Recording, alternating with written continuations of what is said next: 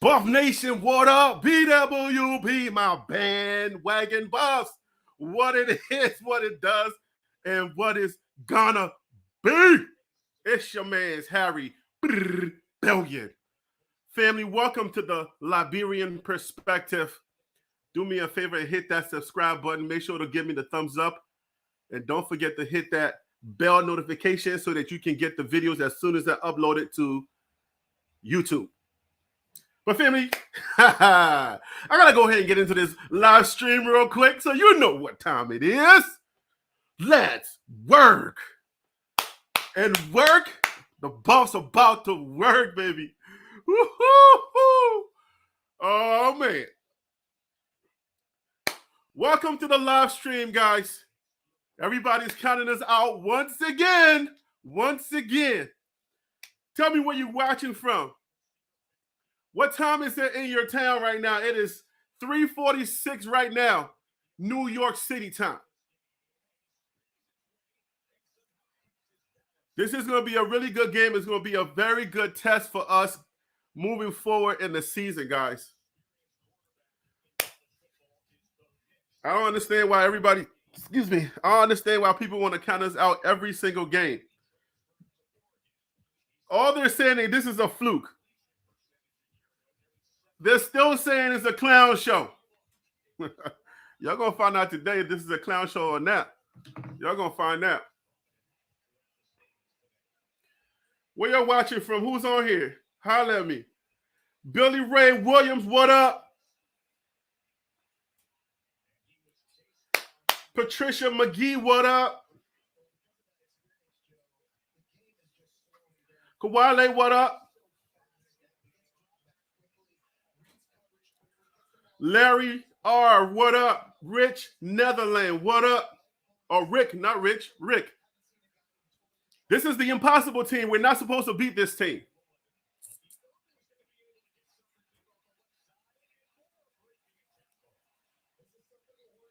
Trevor Woods get the tackle.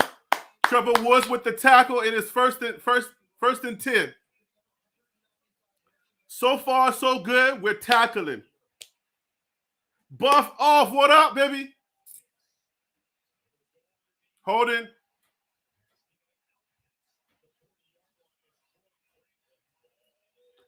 Right now, they're having their way. It's another first and 10. The word on the street is they average like 7 yards per rush. And it's another 7 yards per catch or 10 yards per catch. This is one of the games that I had us losing on the schedule on my preseason predictions before I actually changed my mind and say that we're going to win this game. All right, Cooper. Good tackle. So far, the defense is being disciplined, and we're actually putting our hands on them and we're tackling them. We're not going for the okie doke. So far, so good. They're going to do what they're going to do. I'm not worried about what they're doing. They're going to do what they're going to do. That's what I expect in this game.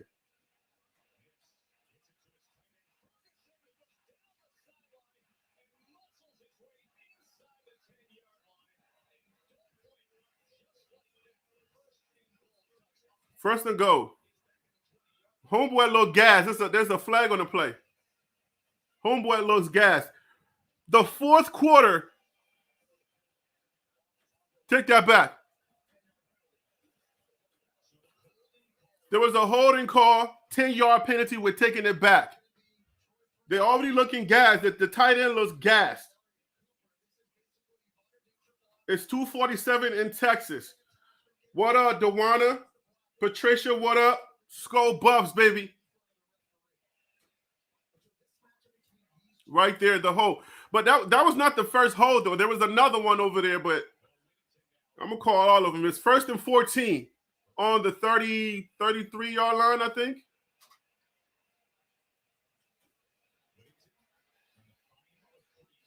Trevor's in there. Trevor Woods is in there doing his work, baby.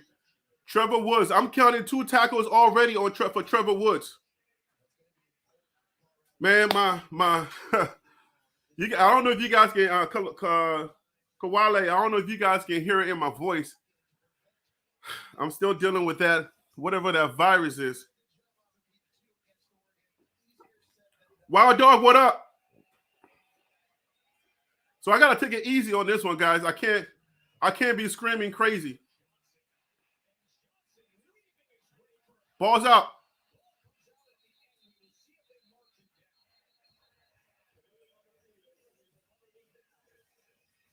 Balls out.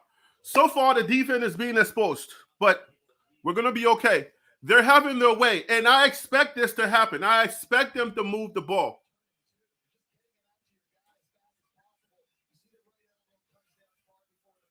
I expect them to move the ball. So we got to move the ball when we get on the field just as well. But we need a stop. The defense is going to have to get a stop. Let's go, Cooper. Let's go, Cooper. My man.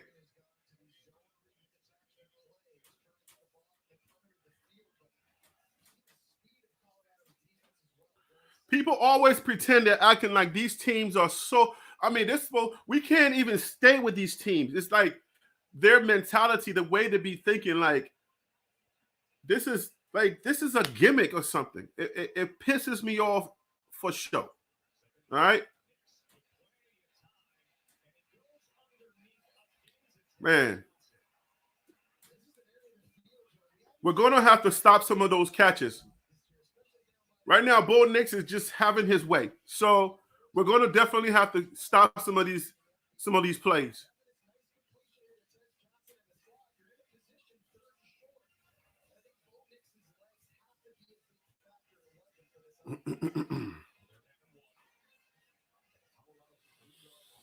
How y'all feeling about this game, man? I'm a little nervous because I knew that this was the game that we're supposed to lose, but I have a change of mind.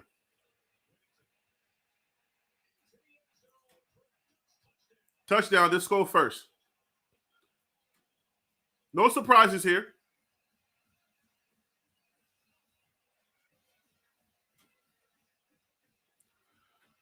So this is good. Like now, this first drive is a touchdown by Oregon. Number 6 with the running touchdown. So their offensive line is able to make room for their running back. So that's good. Now our defensive coordinators, the offensive coordinator, they're going to have to now start. After the first drive, they got the ball. After the first drive, we're going to understand. Okay, so this is what they're doing, and we're going to make adjustments. I don't expect this game to be like, oh, we're just going to blow them out. I don't expect that. I wish that we could dominate them, but you're seeing all the happy fans right now.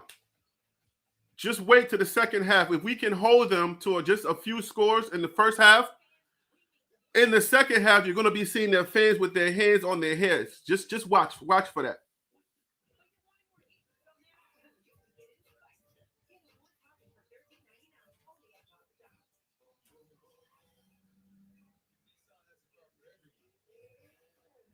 One of my old large trees fell on the power line, so my power is out and I can't see the game. Appreciate you doing this. No doubt. I wish I can actually show the game, but hopefully you'll be able to read what's happening in the comments.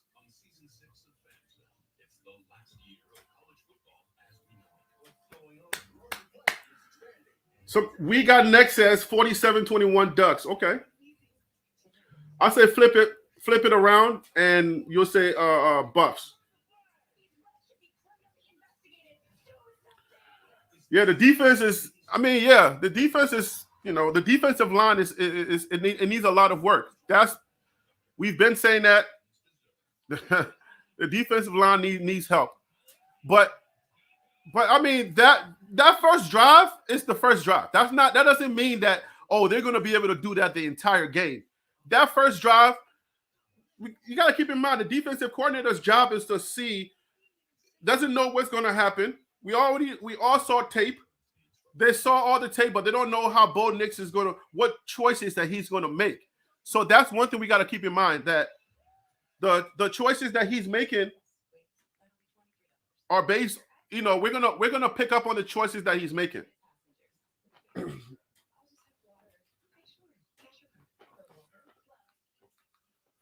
So the defense is going to be giving us looks. The offense is going to give us looks. So the defensive coordinator has to do their job and pick up some of those plays and say, okay, now I know who his targets are. I know who he likes to go to. He's definitely a 5th-year senior. So keep in mind that he's done this a lot. He's been in these situations a lot.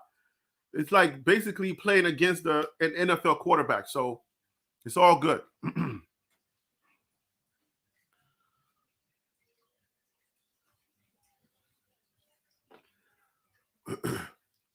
We just need the base to be study. Like, just be study base.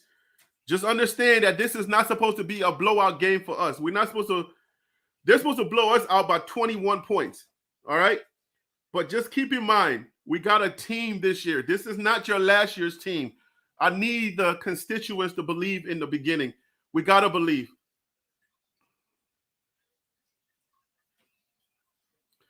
Prime needs to work his butt off and get a lot of recruits on defense. We need some real dogs on. We need people on both sides. Coach Prime was impeded. His whole recruiting process had to be done within a few weeks, within a span of a few weeks. So keep that in mind. Like, all of those kids that left, he had to replace those kids. And the people that you see here are only a few weeks old. So it is what it is. By next year, I mean, people seeing that we can play and we're gonna win this game. When people see that we win this game and we win other games that we're not supposed to win, they'll realize that, okay, so they can ball and they'll be here. So we're not worried about the recruiting process. Excuse me. The recruiting part is going to take care of itself. We just got to go out and play our game. Their defense is not is not that great from the scouting report.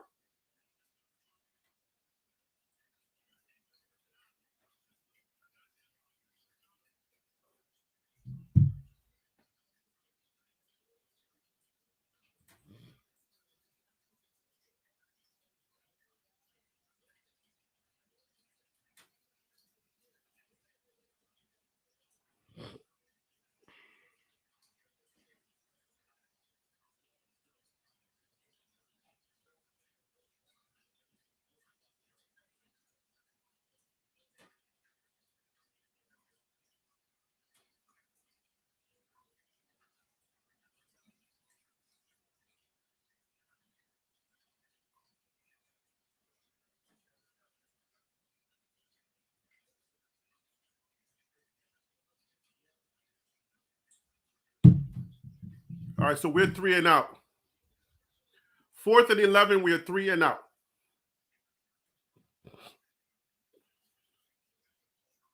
Not a great kick.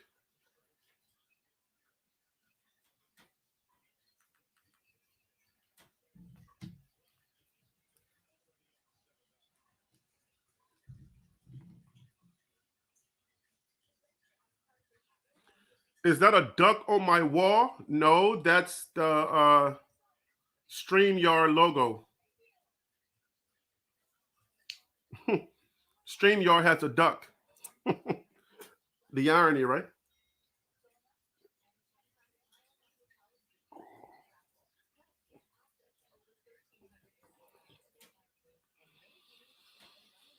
So it's if you look at it, one on the left hand side you got the Buzz logo, and then on the right hand side you got the duck. So it's the Buzz versus the Ducks, and then in the middle it says believe. So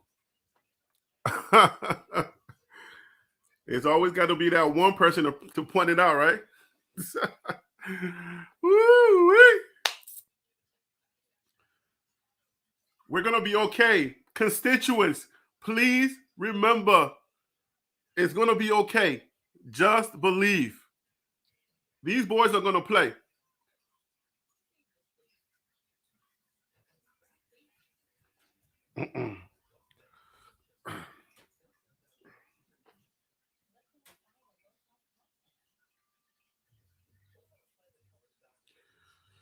A lot of these kids, a lot of these young men Sometimes they decide not to be on social media, and some of them decide not to be on social media, and some of them decide to be on social media. So they see what we see. They see all the videos that we make. They see they watch ESPN. They watch Speak. They watch all of the podcasts. So they hear the jargon. They hear the verbiage. They hear everything that the analysts are saying. That stuff can mess with your mental. So the first half, they're going to have to settle down because everybody's counting them out. And you got to understand that the team is only made up of a handful of dogs. Everybody else is pretty much kind of like trying to get to that place where they get out of their system that any team is way bigger than them. Any organization is bigger than them. Once they get that out, then they can go out and they can just play football because the coaches are doing their thing. So the coaches are going to coach them well. So now you see Kelly, Coach Kelly, he's going to make adjustments. Sean Lewis, his first one was 3 and out. He's going to make adjustments. So let's not give up too early. We're the ones that's down, that's supposed to be out 3 touchdowns. So the burden is on them, not us. All right.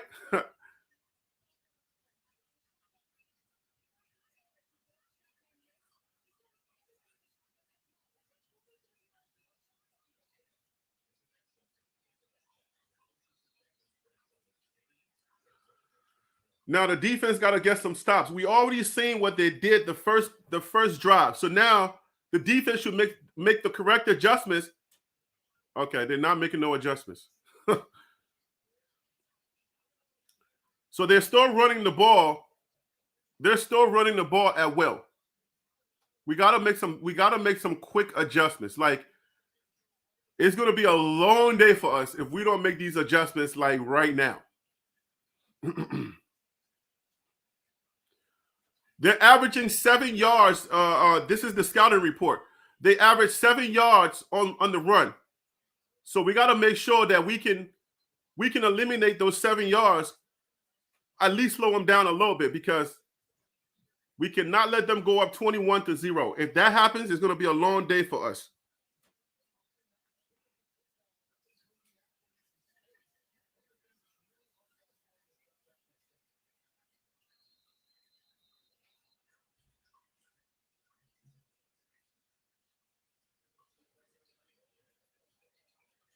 Oh, okay, I'm getting feedback.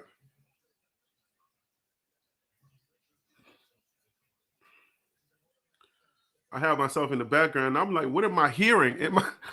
I'm hearing the feedback on myself. I'm like, wait a minute.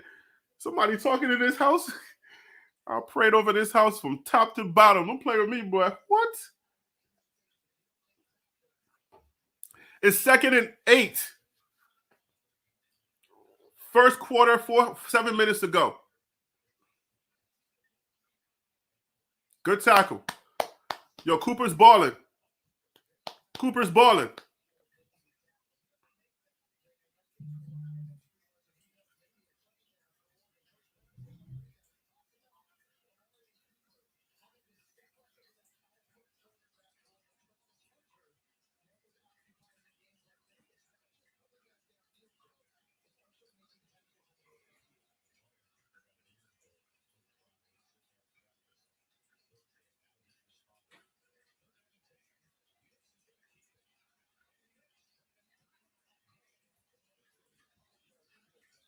All right, so he's short.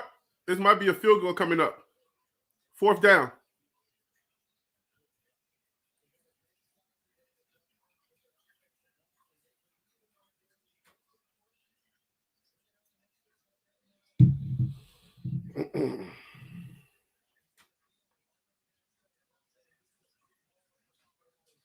So 4th and 2nd.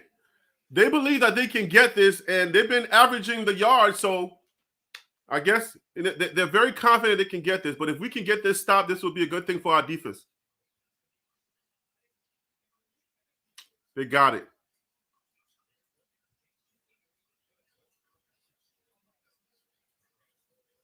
First and 10. So they're threatening to score again.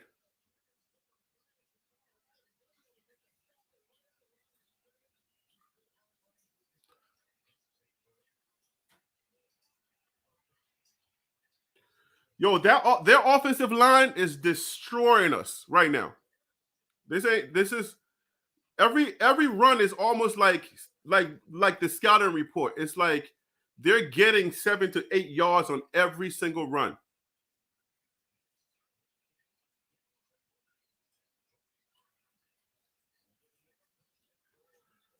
I'm just waiting for the defensive coordinator to tighten up, to do what he has to do. I know this. The first quarter is gonna be telling for us because number one, we haven't played them before. Their offensive line is doing a heck of a job making room for them. So I'm waiting for the adjustment to come.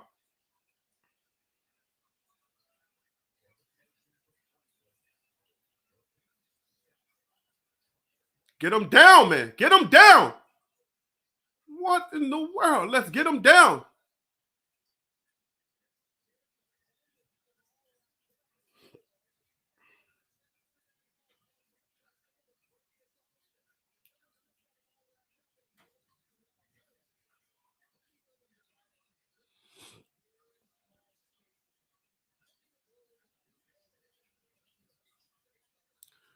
Number 0. Who is number 0? He looks African too. That guy look like one of those Liberian Pekinet. He hungry. Number 0 on the duck look like he Liberian kid. He look hungry.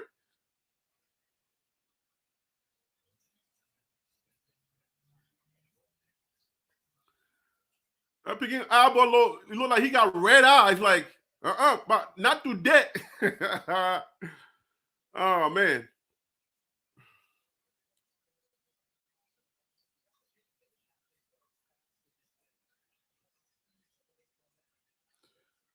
Yeah, we're gonna have to slow them down. We can't if we go up 21, if they go up 21-0, it's gonna be a tough day for us. Our defense is really like they need to get a stop.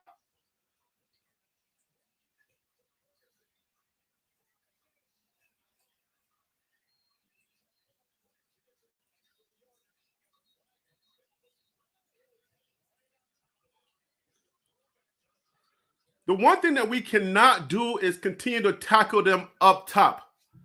We're gonna have to get to the bottom of this thing and bring them down. Like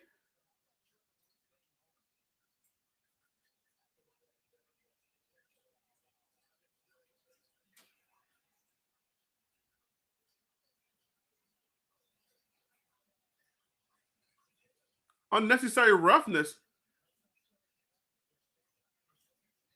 The guy was not going down. So where?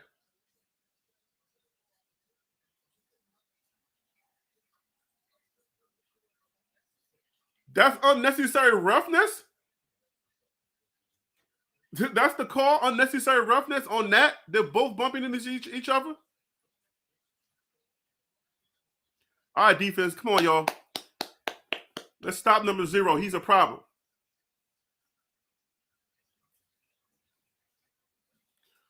Is Artem Miscasco playing today? Anybody know?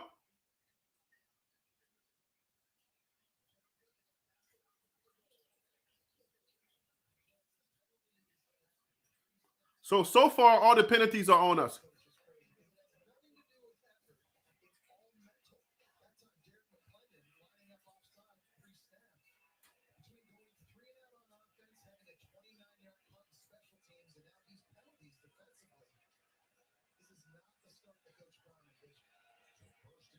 It's not a good start at all, but we're gonna be okay.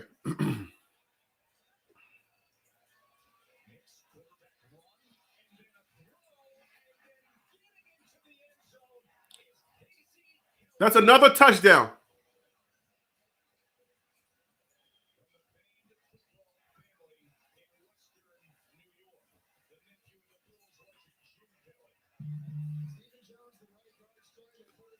All right, so they're going to be up 2 touchdowns.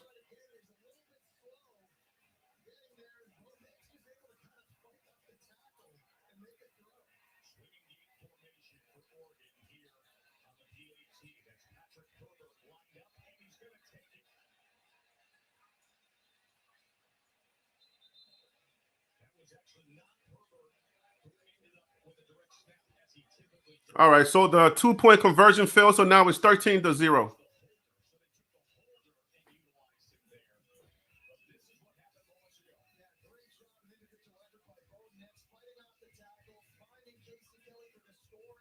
Yo, Cooper's balling, but man, we definitely miss Travis, man. I'm telling you.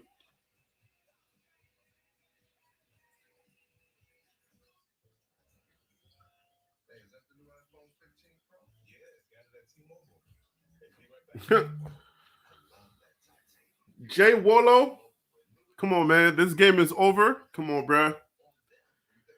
I hate it when people keep telling me, yo, I love Coach Prime, but I love Coach Prime, but like, bruh, how many times y'all gonna keep saying this? Last game, like the same thing. This game is over. Remember, it was over when CSU was up. Yo, first quarter and you already quitting? You don't love Coach Prime, man. Like, stop pretending you love somebody and then saying but. Like, what kind of love is that, bruh? You got to stop disguising your hate or your disbelief of somebody with so-called fear, love fear. I don't know what that is, man. You got to cut that out. You're either going to like and ride with somebody or you're not.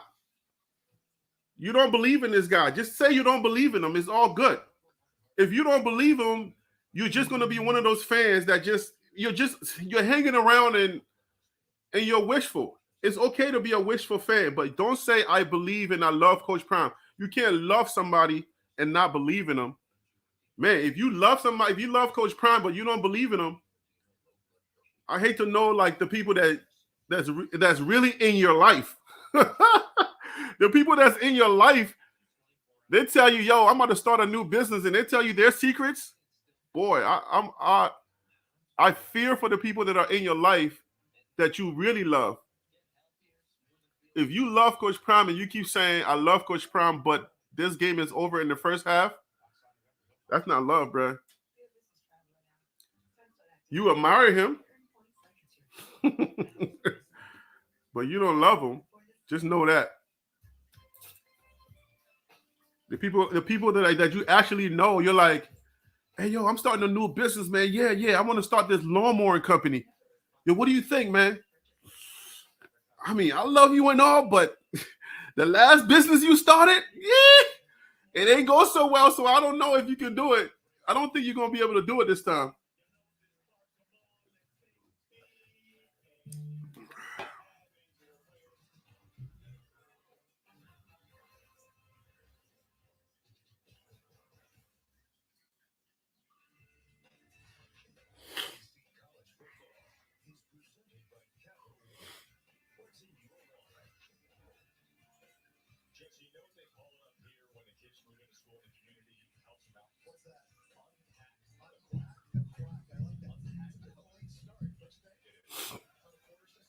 So they're up 13-0.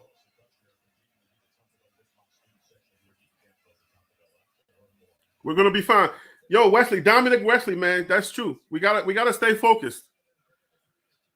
Remember, this team was spotted 21 points. We're not gonna come out here and figure it out in the first half. But this is a Coach Prime team. Never bet against Coach Prime and those boys. Right now, it is 2 minutes and 41 seconds left in the first half. It's 13-0. Oregon is winning.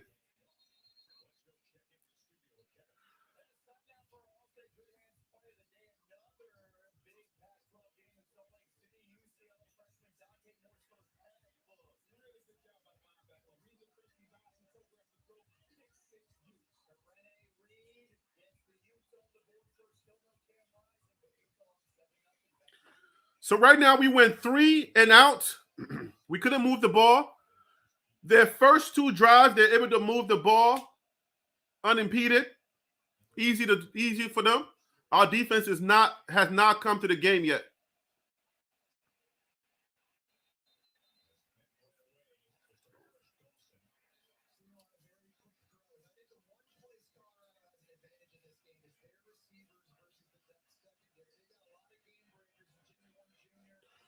Our boys don't have no quit in them, and we can't quit on them now.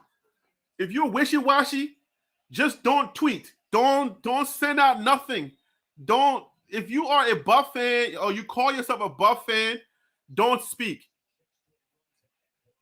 Don't say anything. Just keep quiet. Keep your sweaty palms. Don't have no Twitter fingers. Don't chat. Don't do nothing. Just watch the game and just be quiet, because your words and your movement, your stuff is powerful. So we need everybody believing right now. We don't need no doubters right now. You can't join the other half with your doubt. We're gonna be fine.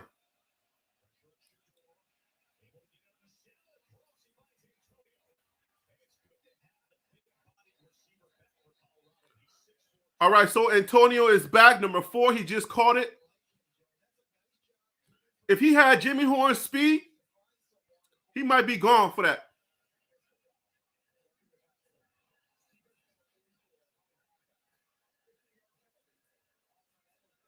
$15-yard penalty.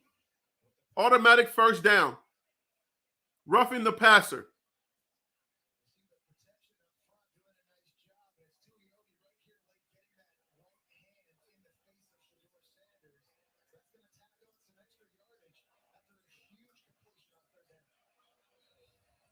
Okay, so they add the 15 yards to the game, to the catch, to the play. It's 1st and 10.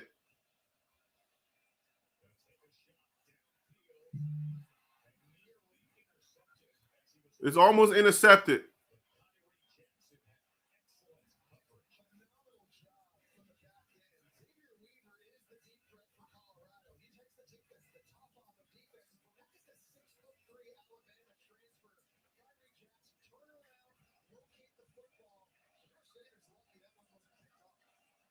What's up with the face mask though? All of the face mask, putting his hand on the receiver, none of that's called, but I think those should be called.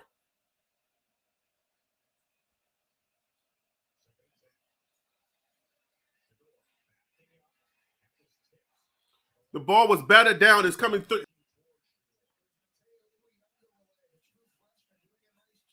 So what they're doing on the field, Oregon is moving a lot of guys in and out. They're bringing in fresh legs in and out, so they're keeping it fresh.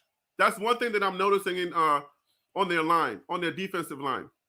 They're moving guys in and out.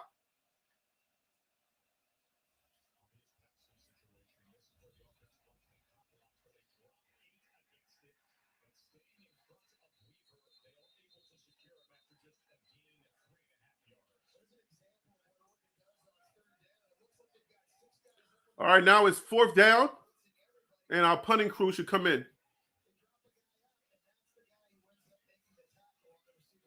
Coach Promkin decided to go for it because of the field position. I mean, it's 45 seconds left in the first half, so I mean the first quarter. So Coach Prime can go for it if he wants. Because I mean, if you kick it, you're pretty much, it's going to be pretty much the same thing.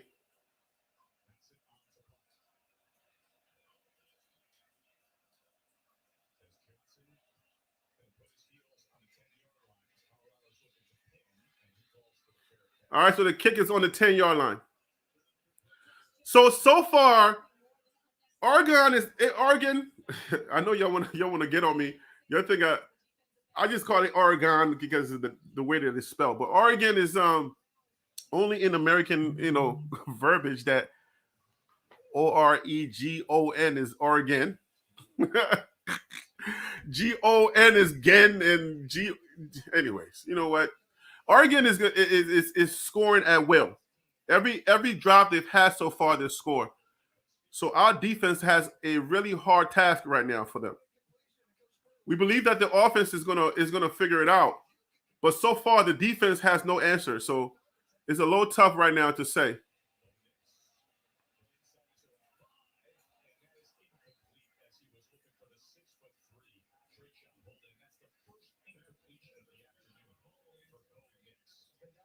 Bo Nix just has his first incompletion. Boy, our defense is going to be tested this Saturday, boy. Cooper's breathing a little heavy. He got his mouthpiece out. He's like, look, I need some gas. I love it. Good job, guys.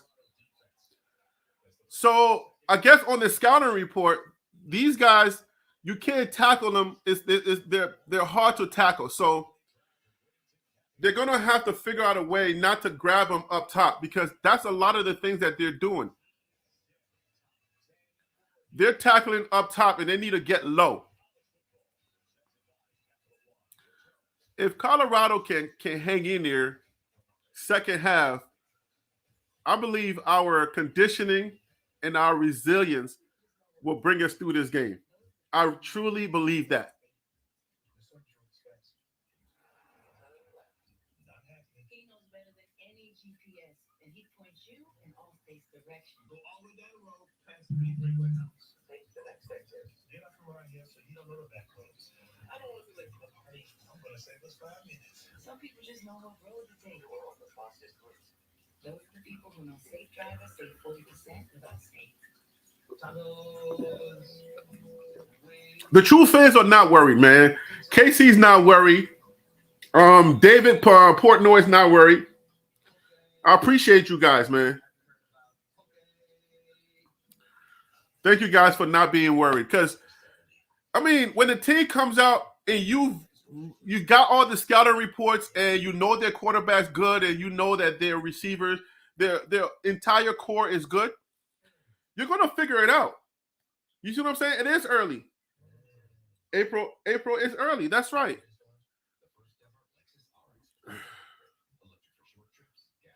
It is still early. And we have to keep that in mind that this game is going to be tough for Colorado. This is not going to be an easy game for us. Our defense obviously needs help. Our defense is, but the thing about it is when you're talking the real talk and when you're trying to have mature conversations about the team, you get people in the constituency that feel like, oh no, we're so good. People be talking like, oh no, we don't need that. Look at these guys. And I'm like, you'll see when we get a quarterback or a team that really has the pieces like Oregon does, to start seeing where we're lacking. So when we're having these conversations, it's not that we're being negative, or it's not that I'm being negative. I'm just talking. I'm trying to give information to people that, number one, a lot of them don't know football, but also a lot of people who have to understand that we need real information. If you're gonna cheer for a team, I don't know if I'm not trying to be that channel that's gonna be I guess not the delusional channel that just everything is great. We're always going to be great. I don't know that serves anyone right. It's like almost telling your kids that Santa's real and all of those things, giving your kids false information their whole lives. And then when they become adults, they have questions. I ain't that guy. I like to live in reality. I like to live in the reality of what's going on, and then I like to be positive on top of that. So I don't suspend reality for the sake of being positive. I can be positive in spite of. I can believe in spite of the realities, but I think it's good to be armed with the reality and then know that, okay, I know now what's happening. I know that I can get into an accident when I get in this car, but I'm still going out. I'm still believing that I'm going to be okay when I get on that road. So that's how I look at life. I don't look at life through some weird lens.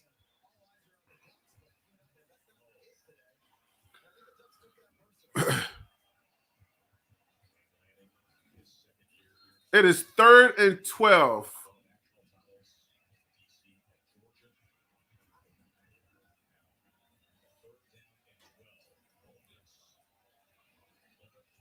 Third and 12, they got the ball in their backfield. So if our defense can hold, we should be able to get our offense back to do some good stuff. If there's a flag down, that's usually on the offense. Some type of holding. the longer the play takes to develop, there's usually going to be a flag in the backfield because some type of lineman is holding.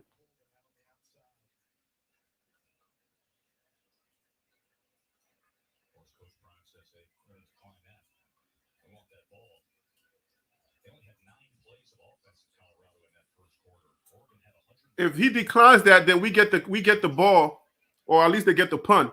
Or if they're so good, right, on offense, they could go for it anytime. Even in the 1 yard line, they believe they can get a first down. So hey, go for it.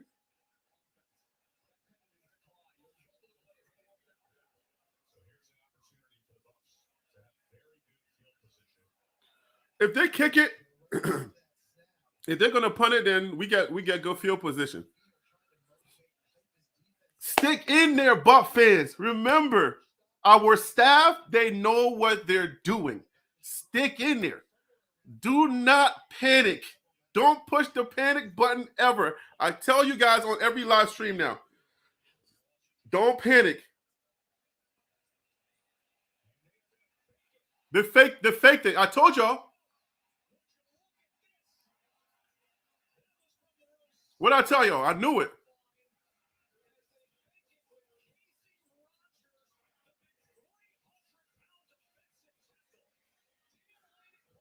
I knew it. I knew they were going to do something. I knew it.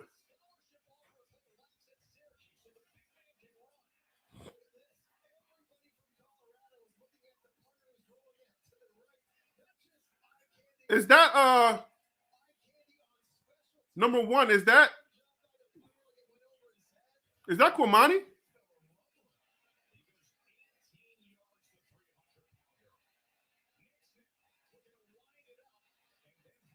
Is that Kwamani? Is Kwamani playing?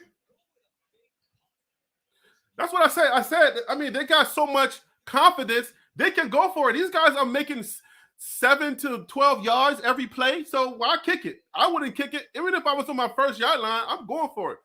Because our defense is not stopping it. So if I was a coach, I will go for it.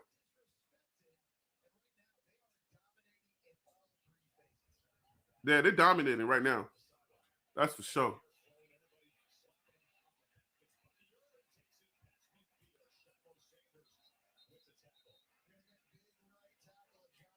Yo, that number 0 look like he's Liberian. Somebody tell me that kid's name. Let me look it up.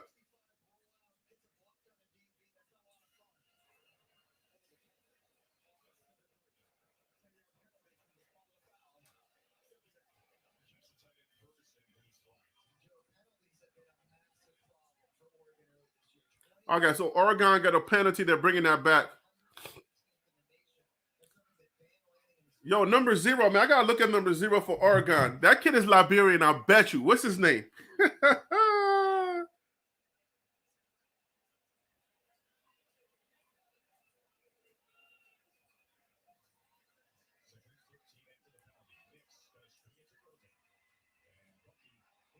Tackle him down, please, man. You're getting ran over and all of that. Let's have some pride now. Come on. We're not gonna get ran over. Look at that, man. We're not gonna get ran over now. Come on.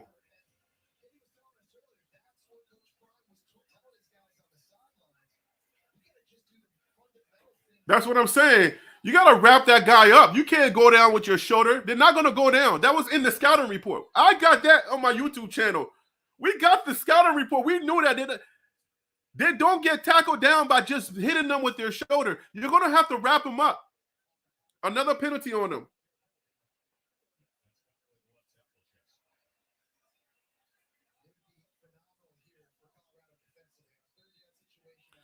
Well, we obviously know that if they try to punt, now we gotta be ready, because they're having their way at anything. So we can't expect now for them to punt. So I guess the defense is just going to have to stay on there and do their job.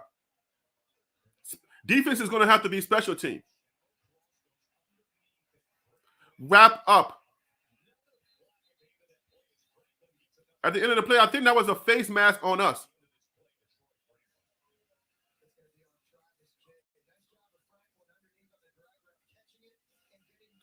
That's going to be face mask on us.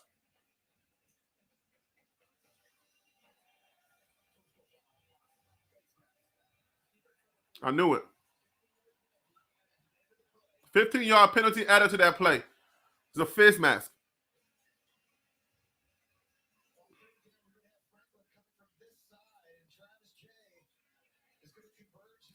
They're disrespecting us. They're not disrespecting us. They're playing their game. They're not disrespecting us.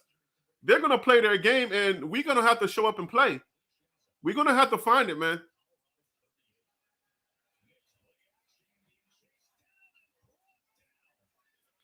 We finally got a sack.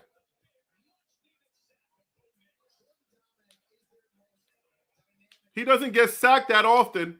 We got a sack.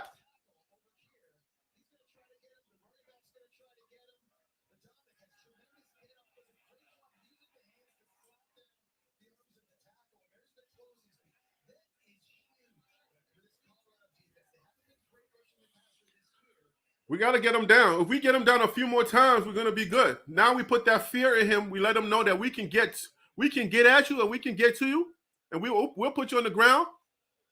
Man.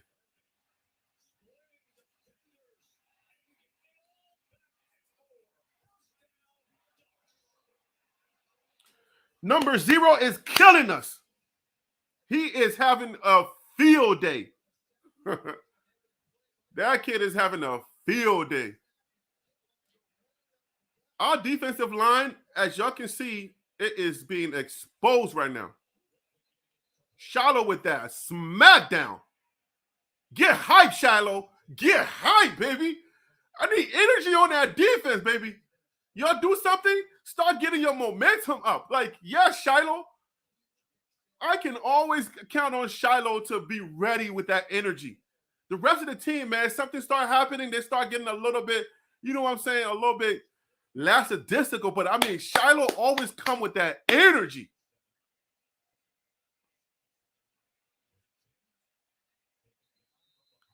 Third and 3, 3rd and 2.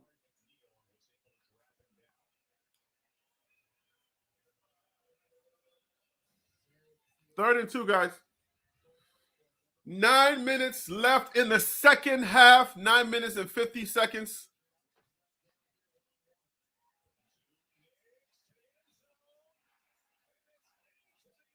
Touchdown. That's Franklin. That's the number 11 that I told you guys to watch out for. They are having their way right now. So this is the 3 touchdowns that they talked about that they're going to beat us by.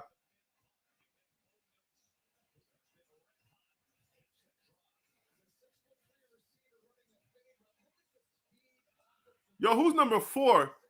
He lines up and he looks like he's not ready. How you in so far on Franklin?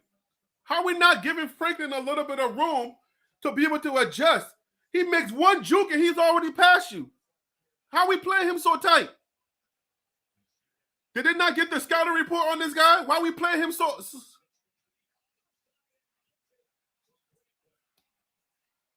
21-0 now. That is the 21 points that they spotted him.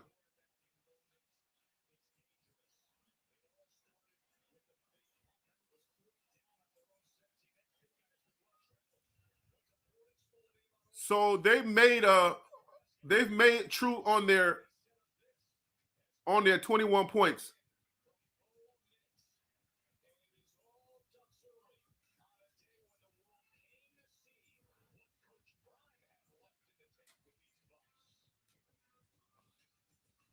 All recruits. Watch these games. If you want to go to the NFL, all recruits, call in all recruits on the defensive line and that offensive line.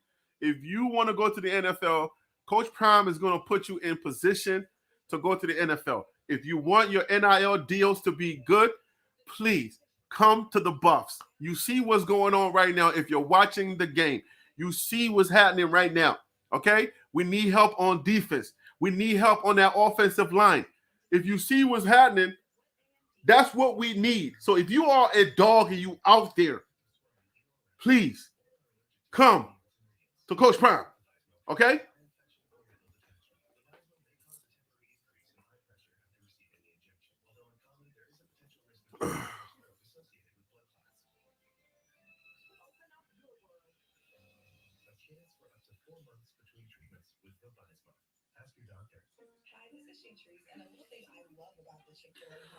Yo, you can't play an elite wide receiver tight like that. It seemed like he wasn't even ready because as soon as they said height, the guy was already around him. What are you doing? Like, you a quarterback. How you play him so tight and you know he's tall, he can jump, and he's a. Did we not read the scouting report on this dude? What are we doing?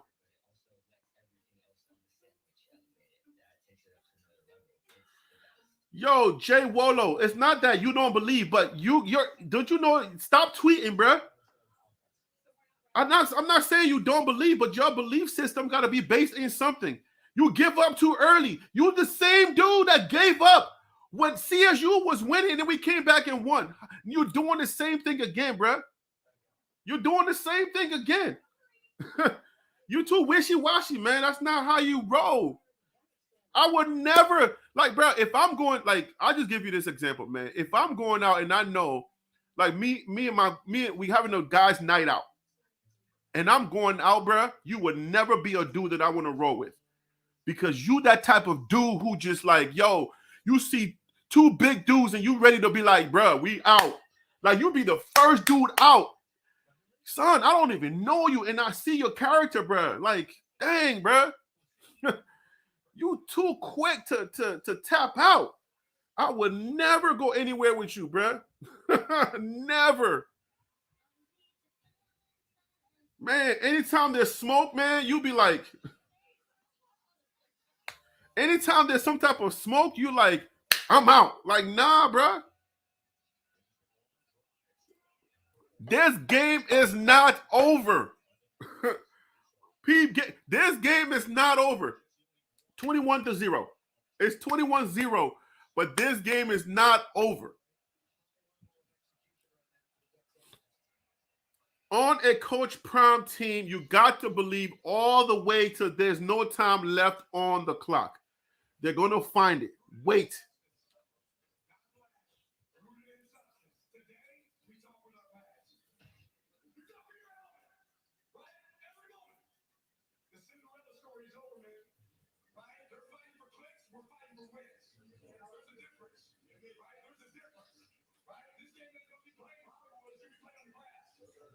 They're fighting for clicks. We're fighting for wins. This guy is real disrespectful. We're fighting for clicks. Oh, man.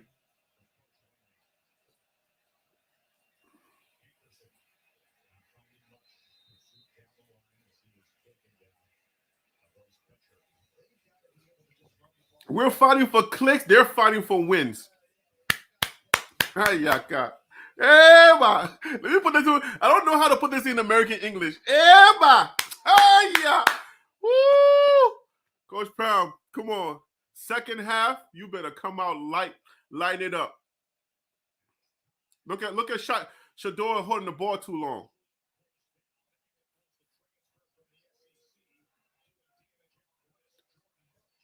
Get out of the pocket, throw it away if it's too tight.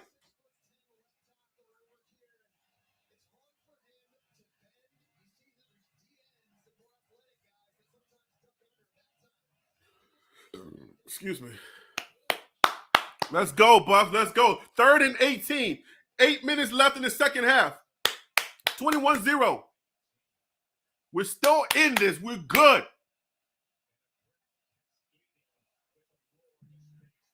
Get rid of it.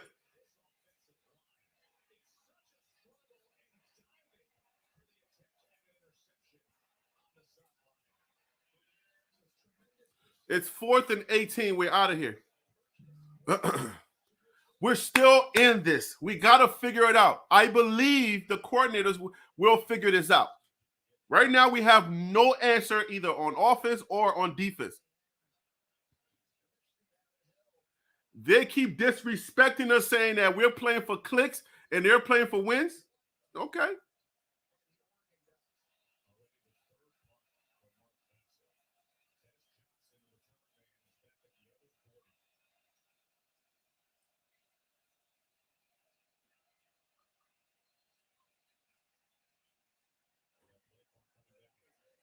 All right, there's a flag on the play.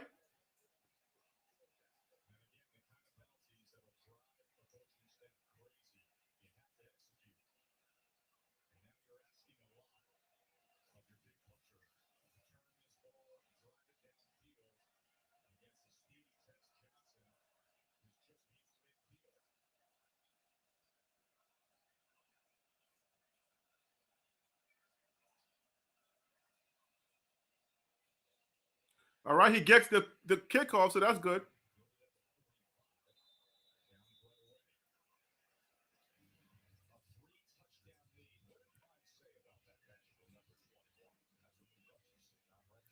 A 3-touchdown, 21-0. This is exactly what everybody predicted. This is what Las Vegas said that we're going to be killed by. We're not down. We're not out of this. We're down, but we're not out of this. We are not out of this for sure. Oh, man.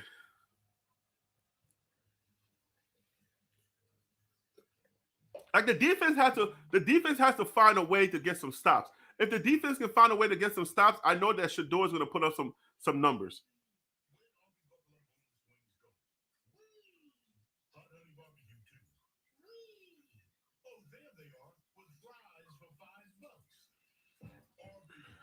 What channel? I think we're on ABC.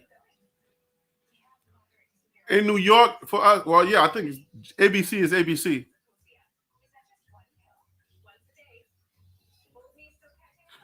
But my stream may be delayed, so when you guys see what's going on, it may be delayed. So I believe there is a delay.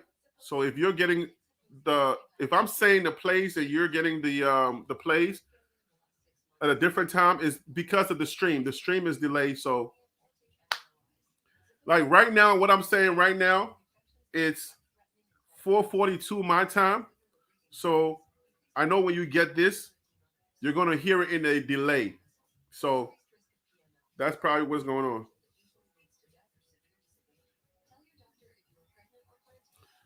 So for some, it might be a delay because David said I'm ahead of him. So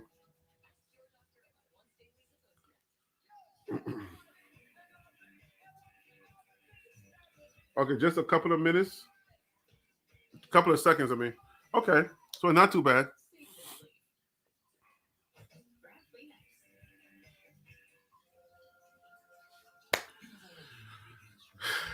We haven't been down 21 before this whole season. This is our first true test. So I had my preseason predictions because I got us 8-4. So my preseason predictions were we were going to take an L from Oregon, USC, Utah, and then I think it was a toss-up. So, but I changed my mind with Oregon because I just feel like I just changed my mind. I didn't change my mind based on the data. The data didn't change, but I just changed my mind because of the feeling.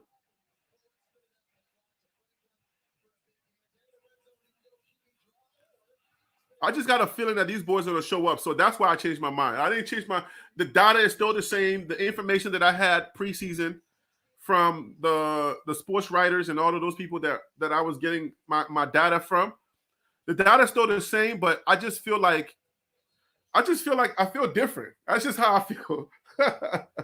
I feel different. It's 21-0. We're losing. That's what you missed. So I feel confident that we're going to win this game. That's why I changed my mind. So it's not like Bo Nix and all of these people that number 0 and number 0, number Franklin and Franklin.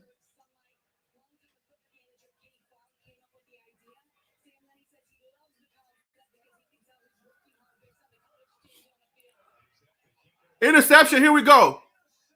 First interception. Jacquez Robertson with the interception.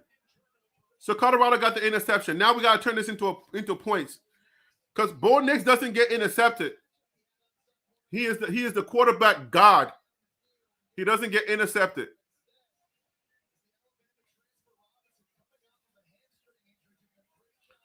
So Bo Nix with the weak throw to Franklin.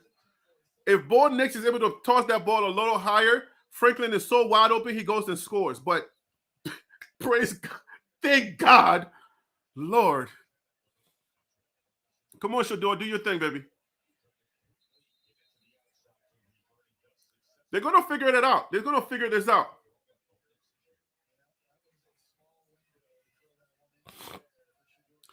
We got the coordinators have to make adjustments, the correct adjustments, and we're going to be fine.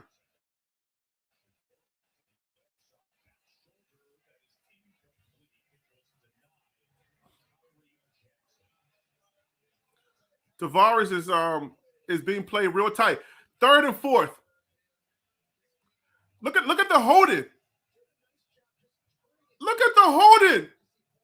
And the referee is standing right there. He got his hand on it. How he gonna turn it and make a play when the guy has his hand on his shoulder? Where's the call? You're standing right there seeing it happen.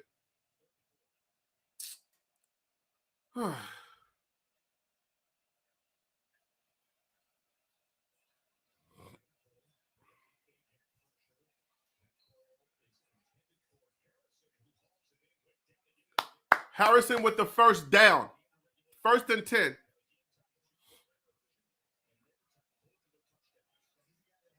Their defense is gassed. Second half, we're gonna be killing them.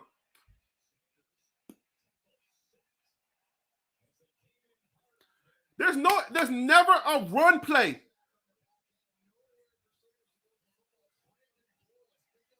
The guy's coming right at him. He doesn't see him coming. Throw the ball away.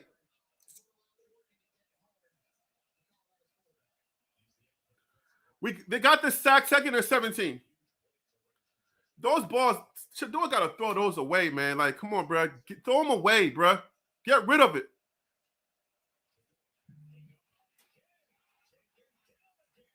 Sacked again.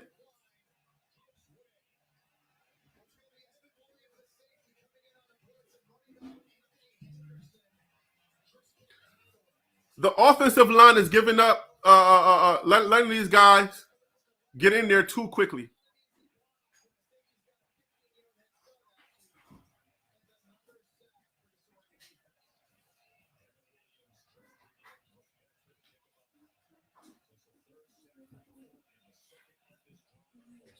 Third and 33.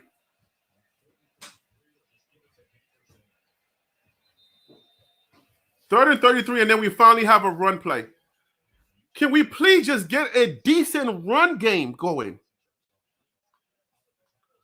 Let's get some real runs so we can open up for the pass. Right now, all they're expecting to do is the pass, and that's what's happening. The coordinator, we got to start running the ball. They're winning 21-0. They're beating us 21-0. Ooh. Yeah. Ooh.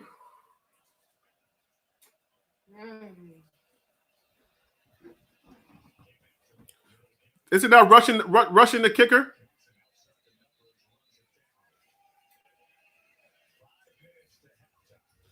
It's 5 minutes to halftime, guys. Thanks to make a comeback.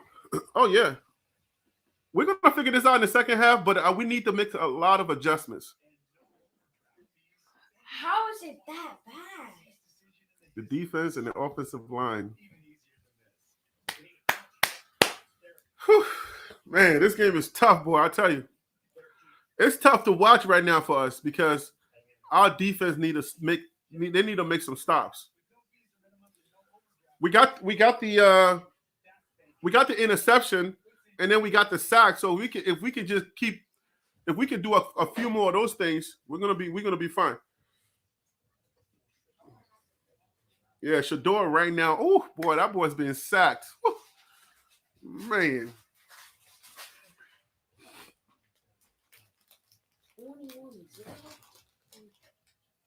They could definitely.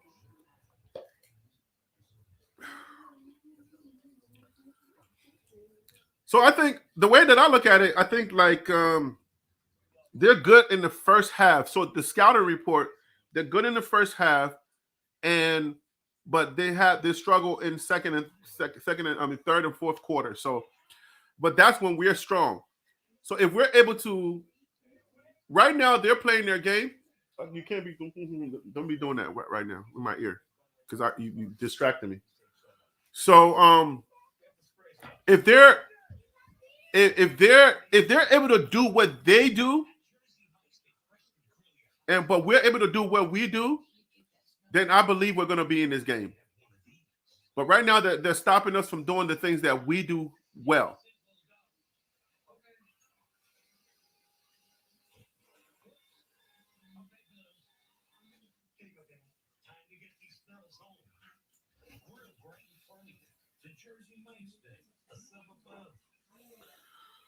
We miss Travis, but I don't know that Travis would be the one right now. The whole defense did threaten us.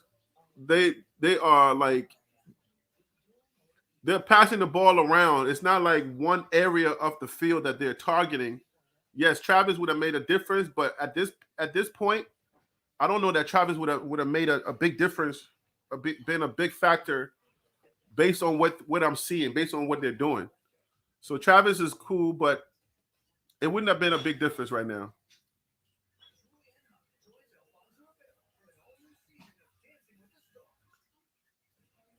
Yeah, man. Yeah, I gotta put that on screen. Just people gotta see that. Like you open up the run and the pass will come. That's what I know. I mean, that's how football should be played. Like once you start running, it gets people nervous. Because that's what's killing us right now. They're running so well that their passes, they can pass at will. So we don't have no run game. Man. Every run is like 20 yards. What in the world? Every run is like, yo, they're getting so many yards on every play.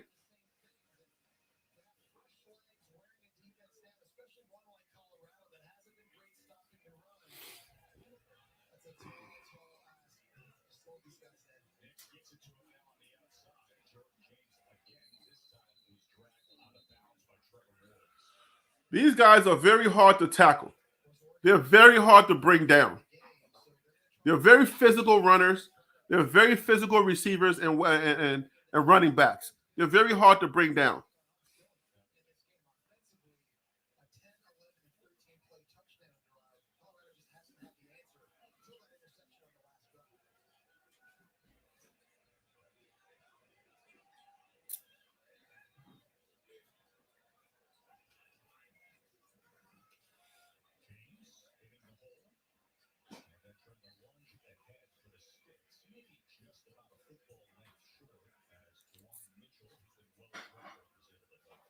I saw a number 1 jersey on defense. Is that Cormani? Is Cormani playing?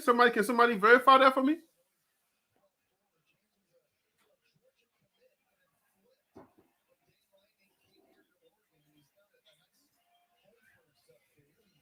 Did somebody take Cormani's number? Like, bro, you ain't playing anyway, bro. I'm gonna need that jersey, bro. That's disrespectful.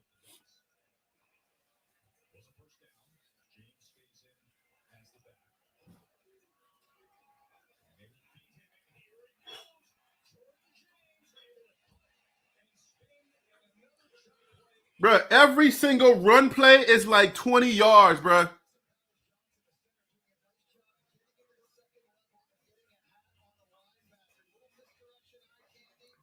It's like they go straight down and just get like they're averaging like 20, 15 yards every run play, bro. That's gonna be a long day if we can't stop the run. Because if they're able to run that effectively, then the pass is just gonna be like, oh, they're about to run, boom, pass. What? But there's something that I realized that the quarterback is doing though. You don't really see the ball. You don't see that ball when they're handing it off. So you can't, it's like the defense, they're doing such a good job. The quarterback is doing such a good job by hiding the ball that the defense is trying to figure out, does the quarterback have the ball because he's effective with the ball as well? Or does the running back have the ball? By the time they make that decision, the running back is already gone. That's what I'm seeing that.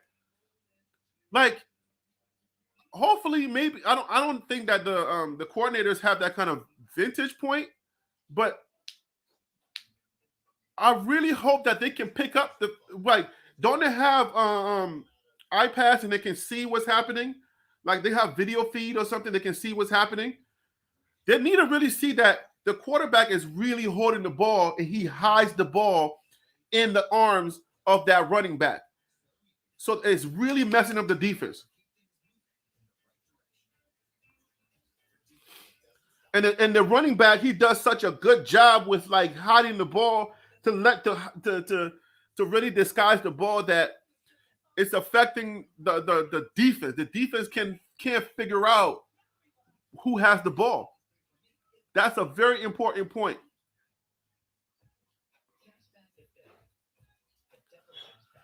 The one thing that I realize about when we have a run, it's like the ball is out there for everybody to see because Shador has an option to pull it back.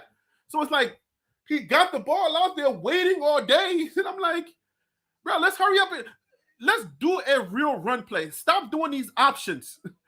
If it's a run play, give the ball out. Boom, let's go. It's a run play.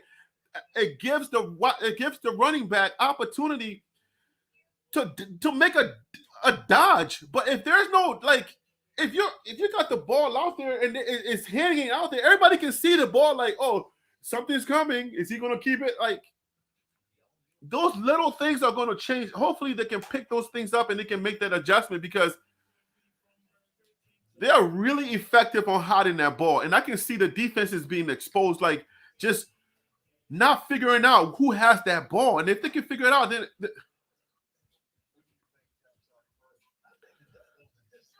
they really have to figure out how to hand that ball off quicker. And then we got to get more run plays, man.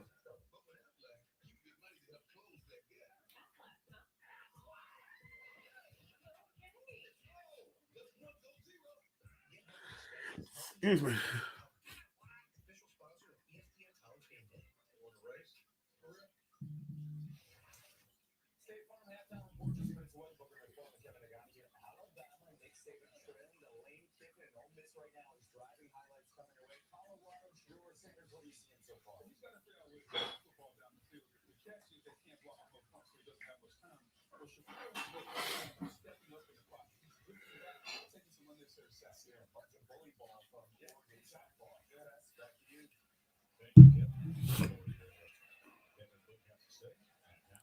Let's go, D. Let's go, D.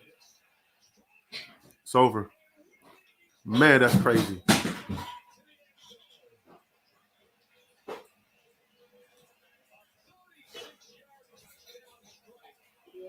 That's crazy. 36-yard bomb. Caught them sleeping. What was that? Where is the secondary? I didn't see nobody in that middle.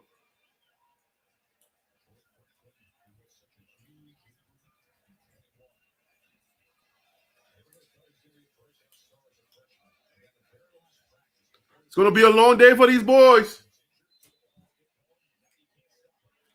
It's going to be a long day for these boys. Because you're going into halftime down 27.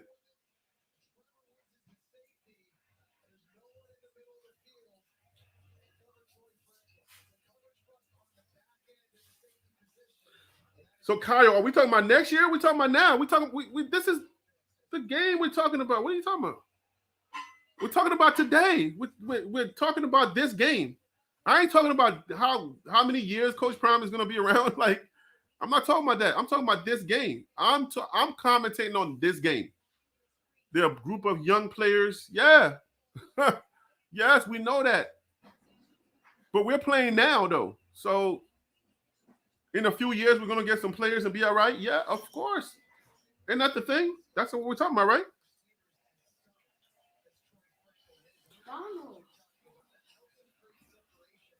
The whole idea is we can correct a few things and we can get back in this game. But the things that we're not doing right is like, number one, we don't have a run game. We got to establish a run game. Everything can't be pass, and then when you get in trouble, you try to then hand the ball off. Like,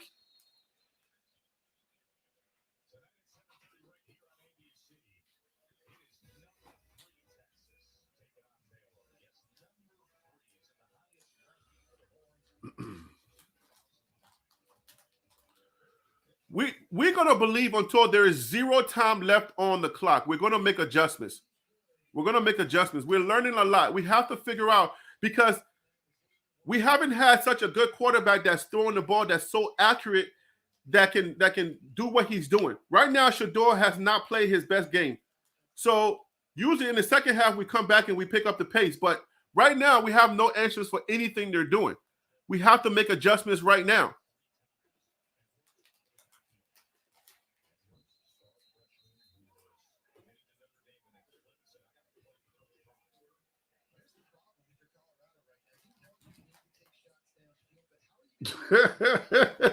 This game is hard to watch. It is hard to watch, man. It is very, very hard to watch right now. 28-0. It is very, you're right, man. This one is hard to watch. I still believe.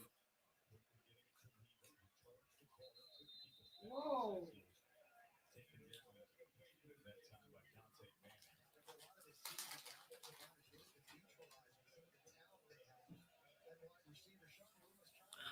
We're still hanging in there. We're still hanging in there. A lot of us out here are nervous, but we're still in this. We're still in this. Come watch. He's coming. Speak, guys. Talk. Come on. Oh.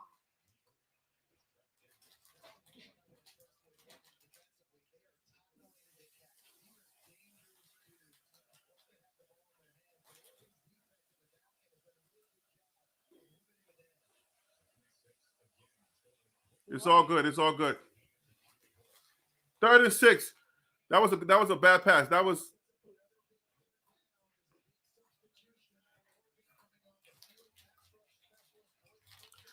I don't know if you guys are noticing, but Oregon is like moving people in every single play. Every down, they're moving people in and out. They are so deep that they can have a set of fresh legs on there every play.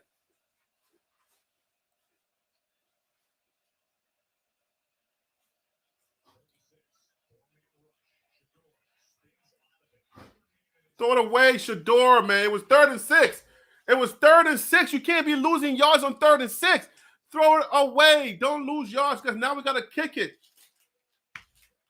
Throw it away. You don't see it, throw it away.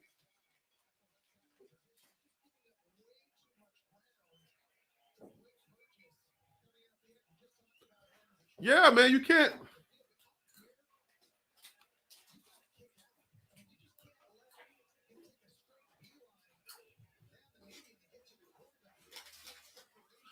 Get those guys on the outside. That's what the guy is talking about. That's what the announcer is talking about. Like, you can't just let people just cut on the inside and just come straight for Shador. But we never have a run play. Some of those things, give it to the runner.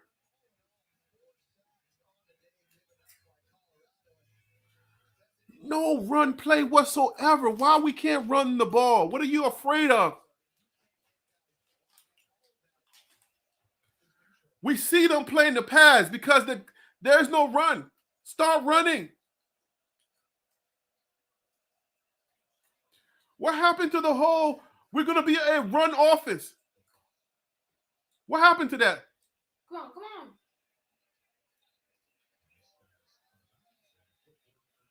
They sold us some a talking point that we were going to be a run-heavy offense. And we all bought into that. Yo, we talked about us having a high number of runs. And we all made videos on that. We have not seen that happen.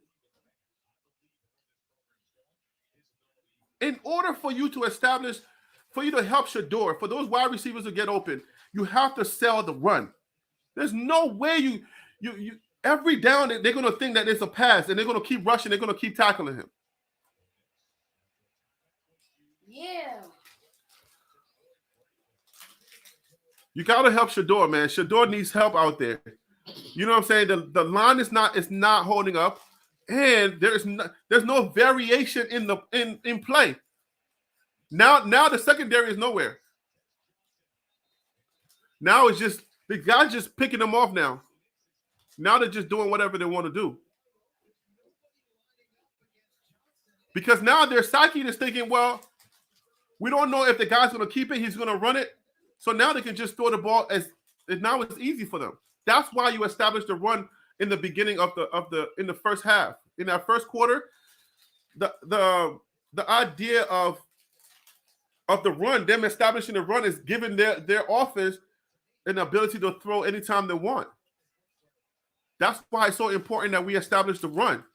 You see what I'm saying? You see what happens? Every single time they run the ball, they're getting at least 15 yards. We need to establish the run, and then we'll get more open field because then their DBs are going to start cheating in. Get him down, tackle him, get the ball out of his hands.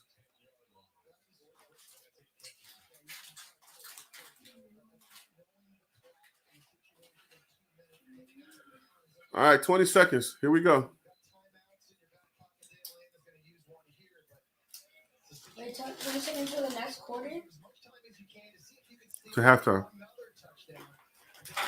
Oh, half.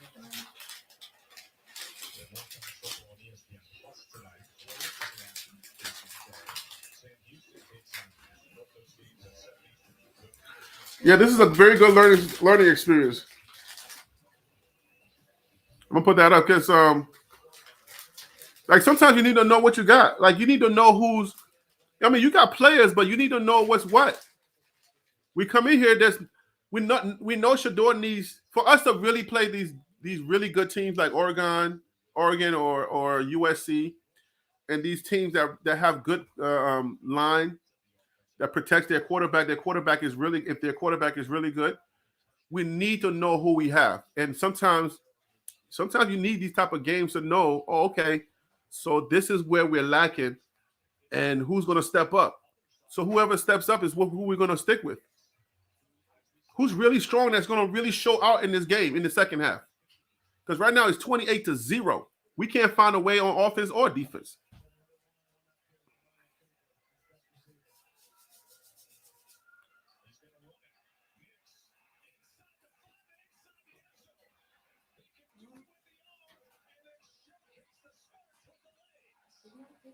Touchdown, Oregon.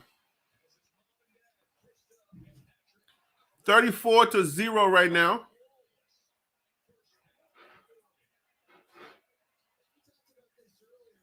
They are exposing all of the weaknesses in the Colorado Buffaloes.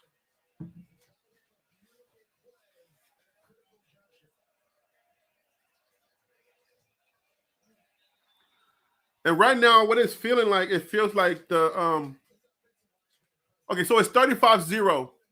12 seconds left.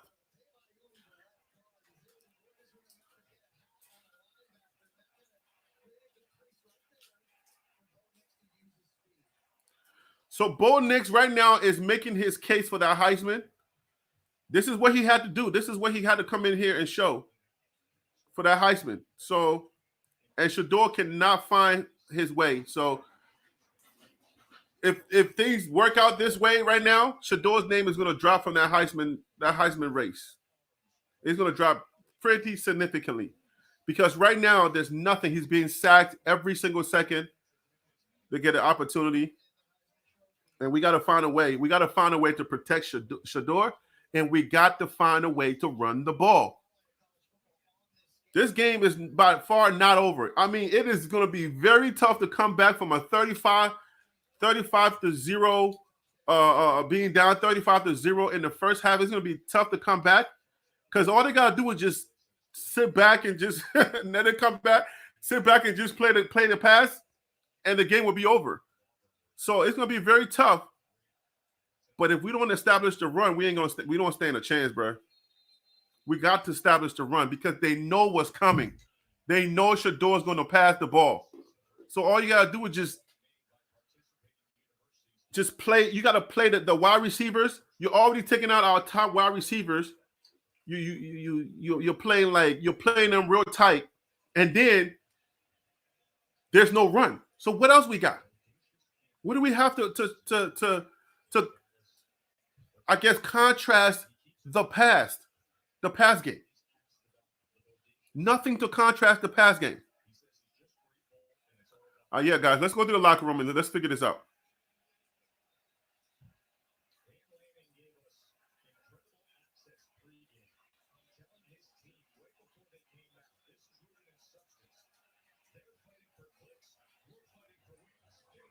They're playing for clicks. We're playing for wins.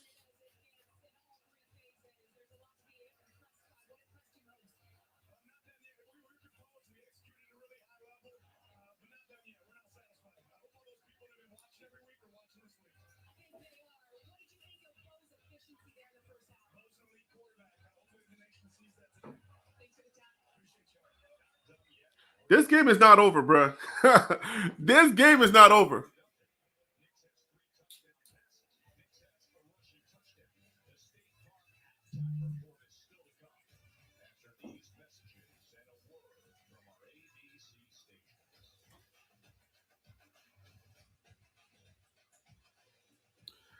This is a tough one to watch, guys. I'm telling you right now, it's a tough one to watch.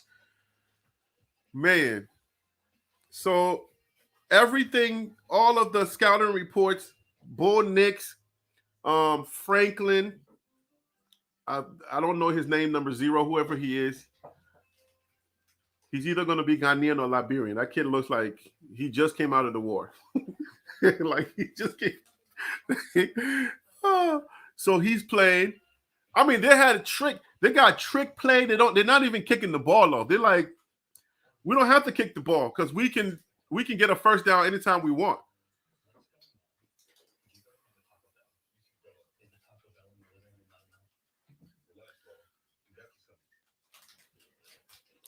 So they are exposing every weakness that we have on offense and on defense. Our line cannot hold. So that's an area that we gotta figure out. That's an area that we gotta come in. We gotta either, if we have it in-house and they haven't showed up, hopefully somebody gets in the game and they show us that they got the dog in them to come out and do what they need to do. But we have no answers. And I don't know where they're going to find the answer in that locker room.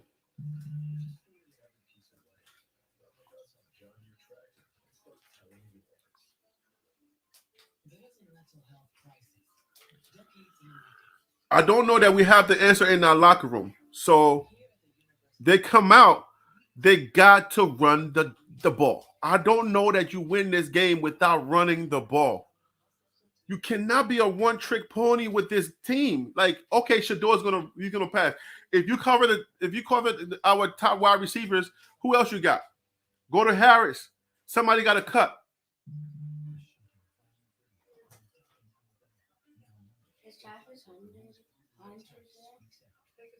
No, Travis Hunter is hurt. He's out for 3 weeks, at least 4.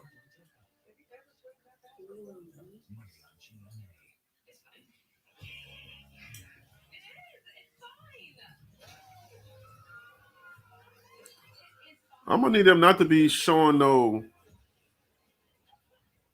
adult stuff here while we're on the halftime and my son is sitting right here. Okay, I'm gonna need y'all to please take that to cable. This is ABC. What are we doing?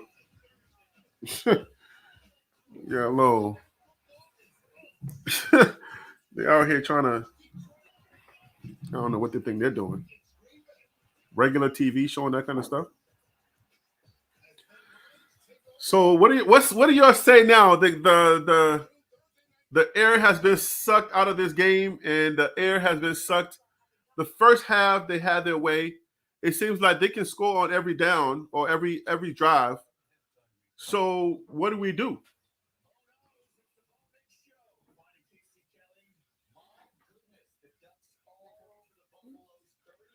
So Jay Wallow, now you want to talk positive. That's good. I guess it's never too late.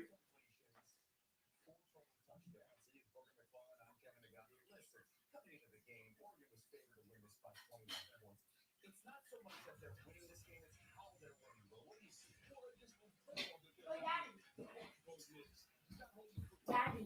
Yes. And you know what they need? You know what the Colorado needs? What's that? Never back down and never give up. That's right. Never back down, never win. Never give up. Never back down. They need to find a way. I don't think at this point, I don't think it has anything to do with us not believing or believing. I think it has more to do with the fact that we need answers. We can't just it's not about giving up or not believing. I think we need answers. We need the pieces to fall into place. What are you doing? Can you go wipe your face? Get off of the thing and go wipe your face, Micah. Mom, there's nothing. Did you make some hot dogs or something? Because I'm starting to feel a little parched. What did you make? We made tacos yesterday. Oh, let me get some of that, please. The base believes, but we need to base our belief on the adjustments. Our belief has to be that we have answers. You know, we need answers because what are they going to put on the field on the second half? We need to see the run. If you understand football, the idea is not just that, oh, just believe it's going to happen. No, they got to show us that, number one, the team is running the ball and they're getting at least 15 yards on every time they run the ball. So the defense has to make adjustments. We got to make adjustments on them running the ball. If we can either slow down or limit the amount of yards that they get on the run, that'll get us back into the game. But if they come out and they do exactly the same thing they did in the first half, then it's going to be very tough for us to even compete.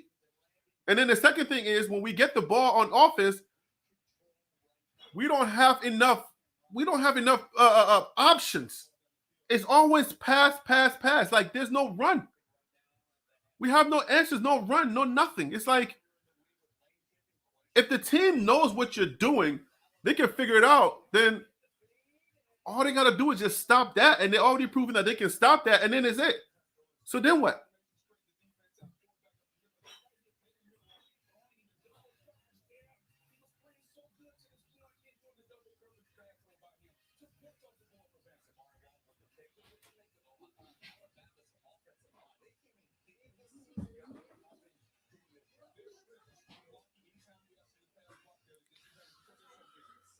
It's a tough one, guys, but the base have to. One thing I want the base to know is that we need opportunities to learn.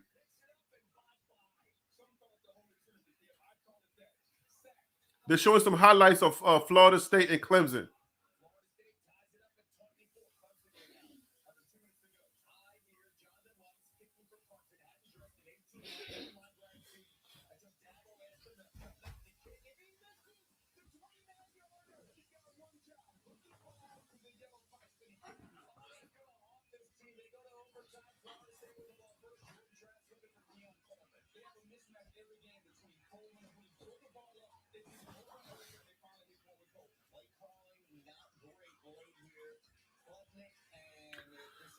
I just want to know that we're gonna have answers, and so Florida State came away with the win. They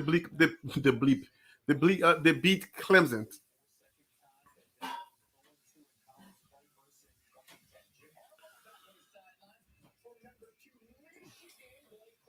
Hi guys. We need answers. I do. What do you? I guess you guys tell me what Coach Brown puts out there. What are your what do we see? What are we looking for on the second half? Because right now, first half, defense, offense, no answers.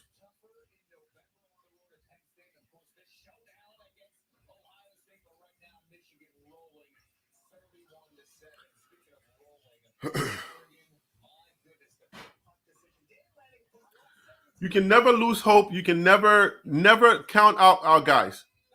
We're never going to count out our guys. I'm hoping that we have we make the correct adjustments because the line got to protect Shador more. If we can protect Shador and give him a little bit more time, then I believe that we'll get in here. Micah, you got to go. Please go because now you're just sitting here acting silly and I can't have that. So if we can get if we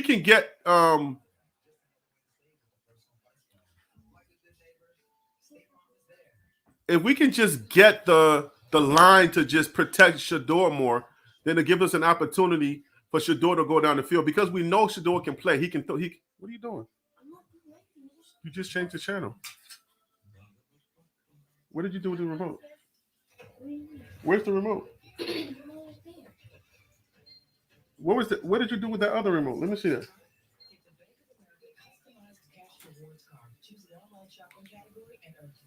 cash back.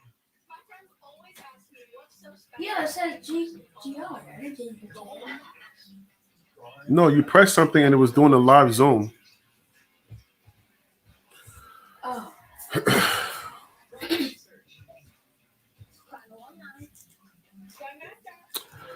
Losing this game would be brutal in all forms of media. I don't know. I mean, if we're true fans, are we supposed to be expecting to win every game? And we can't be that weak minded that we're so afraid of what people are gonna say that we can't cheer for our team and just be happy for our guys. I mean, these guys are out there. They're balling. They're giving it their best shot. So I think at the end of the day, what we got to do is we got to be okay with us. I think that's what it has to happen, because if our anticipation is always somebody else's expectations, then it puts you in a weird place personally, because you cannot always be living off of somebody else's expectations. That can't happen. Somebody else's expectations are always going to keep you up, and it's going to take you up, and it's going to take you down, up and down. You're up and down because it's not your expectations, it's somebody else's. So the media will be all right. Are they going to cool off on us a little bit? Yes. Maybe all of the attention is not always going to be great. So if they cool off on us, then maybe we can relax, because maybe some of the expectations maybe is getting to some of these guys, and the expectations are so high, and they're just expecting us to just be perfect. They can't relax and just play the game that they know how to play. They're 3-0 is not a fluke. These boys can play. But when you catch a team that's giving you a problem, how do you respond? We got to know what they're going to do, how they're going to respond. And we have to really know that we got to be okay with us. At the end of the day, we got to be okay with us. If we're not okay with us, then it doesn't matter what happens. If we're not okay with us, then we should be. It doesn't matter at all. I haven't given up yet. It's second half. I'm not giving up to say, well, no. Can you make this with that juice?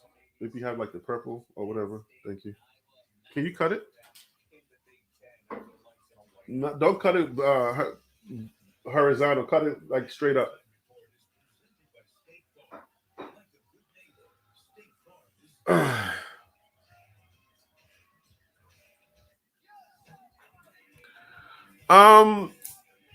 Let's see. Let me put this one up for Marlo. Not that one. Hold on. Take that one down. Hi. This one right here. We have auto and smoke, and you don't even use them. I mean, so the thing is, I don't know if somebody's not ready, do you just put them in the game because you know their potential? We gotta trust our process. We gotta trust Coach Prime and his staff. They are in the practices. They are spending a lot of time with these young men. So I don't really get into those type of things, because I'm like, okay, I'm not the coach. I'm not there. I can't question their judgment. I can't question what they're trying to do. All I know is that they say, okay, we're going to do this. Then that's where my expectation goes. They said we were going to run. We're not running. That's where my expectations. If I sound like I'm questioning them, it's going to go there, because they said we're going to be run heavy. So if you're going to be run heavy, then show us the run. Whatever's happening, the fact that we're not running, I don't know. But if we can do the run, then we can do the run. But when it comes to like personnel management, I'm not going to question them, because they know better than us. They're the ones in those locker rooms. They're the ones in those rooms. And they're not going to be like, they're not just going to put a kid out just because to appease us. They got to make sure that these kids are good. This is somebody gets hurt out there and they weren't ready to come out there. and you put them out too early, you got a lot of questions to answer to parents. You got a lot of questions to answer to not just the parents, the university. The kids are not going to trust you after that. So I know we want things to change, and we know that we got Otto and we got Kwamani, all these people out there. And when things are not looking that great, then we start questioning. But when it comes to personnel, I trust the leadership.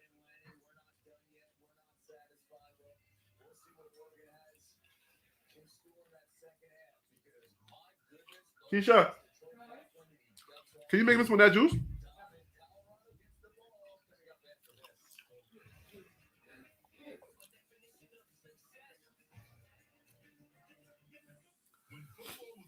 What do you think about the energy, though? I think the energy is different too.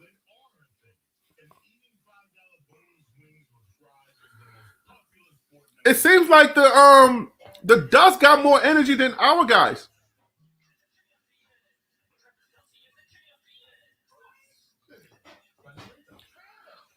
I find it real disrespectful for them to say they're playing for clicks, though. Man, that's the part that's really hurting my feelings.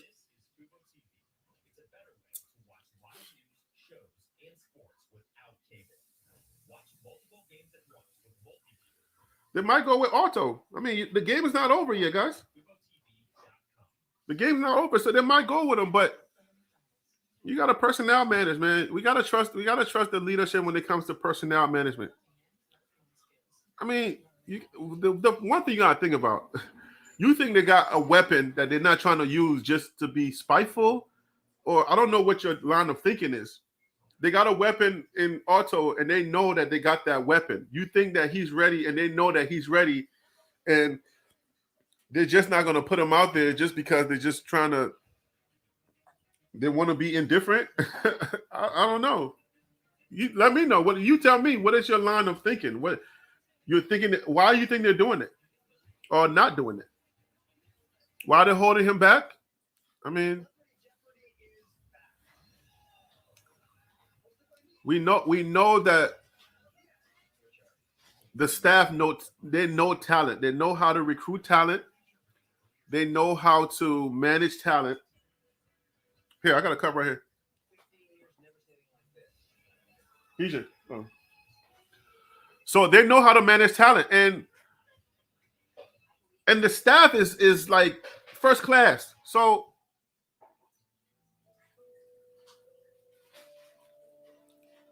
I'm hoping that Otto comes in and he does what he can do. But that line is going to have to open up some holes.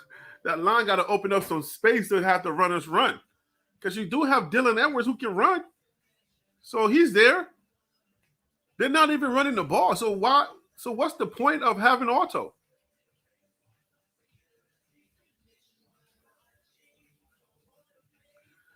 The playing for clicks is pointed at the camera surrounding CU, well-off media. And, oh, yeah, I mean, that's why he made the comments that he made. I made that video about it, about, this game is not played on YouTube or whatever that's silly stuff that he made. He's just those little things. You know what I'm saying? It's just those little things. Let me make this clear, guys. I hope that you guys know that when you're hearing analyzing, when you're hearing an analyst, or when you're hearing me talk about adjustments, it doesn't mean that we're losing faith. Just so you can understand, for those of you who don't know football too well, when people are talking about, oh, we need to make this adjustment, now there's a difference when somebody says, oh, this person sucks, or oh, we're going to lose. If they're saying that, that's different. But when people are in the comments and they're talking,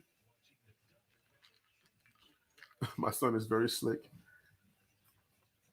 When people are in the comments and they're talking about football moves and things that we need to do to change the game or to change the trajectory of the game, don't look at that as them not believing. That's what you're supposed to do. All right? You're supposed to talk football. You're supposed to talk what's real. What's real is that we need adjustments.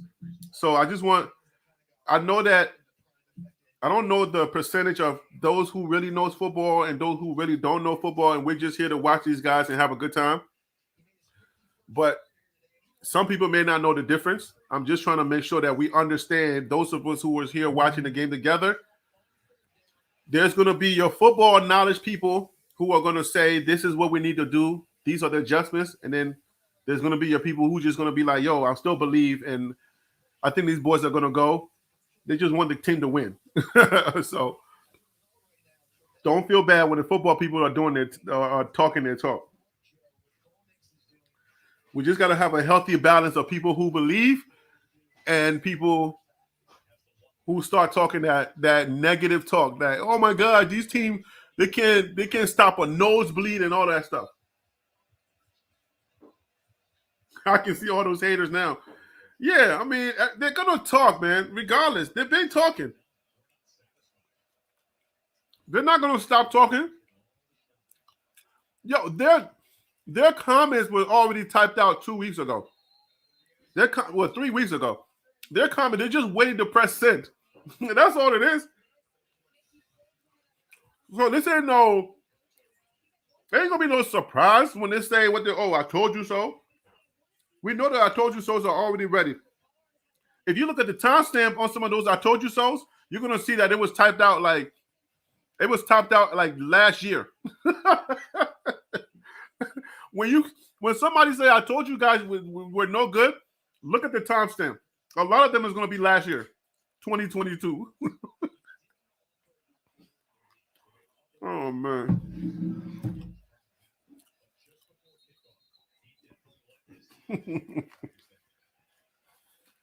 We can't worry about those people.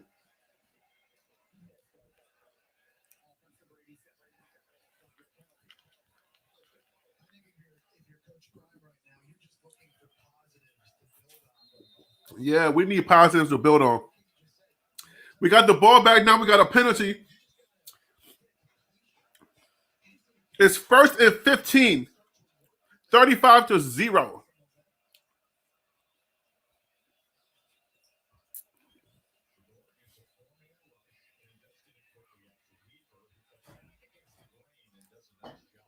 All right, Zay got like 7 or 8 yards on that play. 2nd down.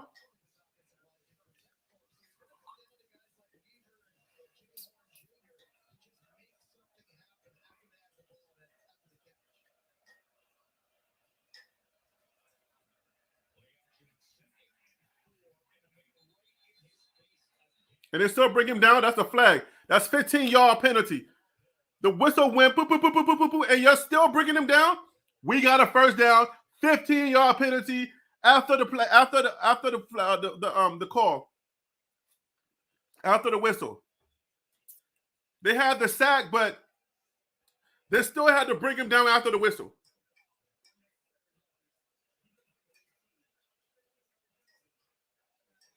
$15-yard penalty, automatic 1st down. We couldn't get it on our own, but we got it somehow. Man, that offensive line is breaking up, boy.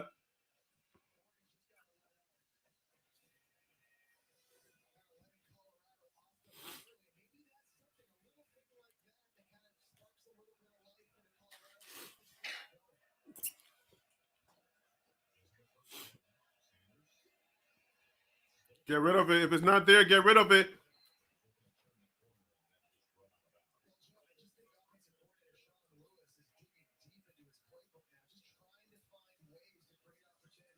But we need a run game to establish, guys. He don't trust the run at all? Huh? Nothing? No run?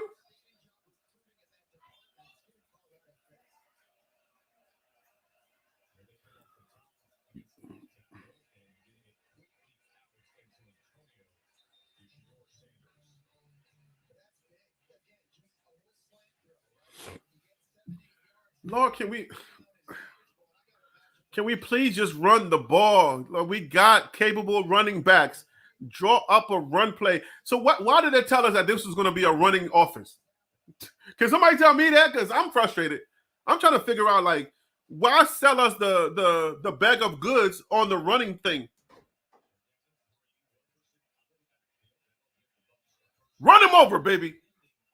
Uh-oh. If there's a flag on the offensive play, they're bringing it back. Yep, they are. They're bringing it back. All that positive play is coming back.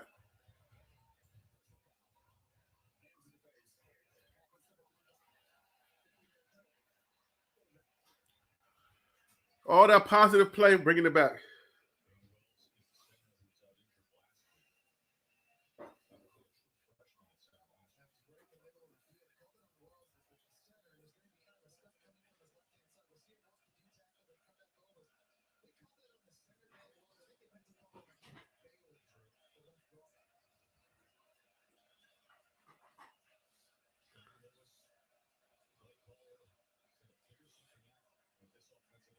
Oh, running the ball. Really? That was a run play? Oh, so we can run? If you do a couple more of those, guess what happens? The pass is freed up. Let's go, Sean Lewis. Let's run the ball a little bit.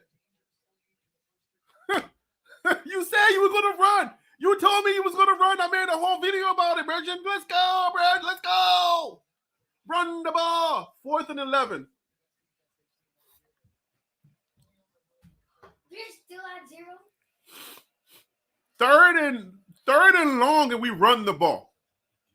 They're still at 0, Daddy. Mm-hmm.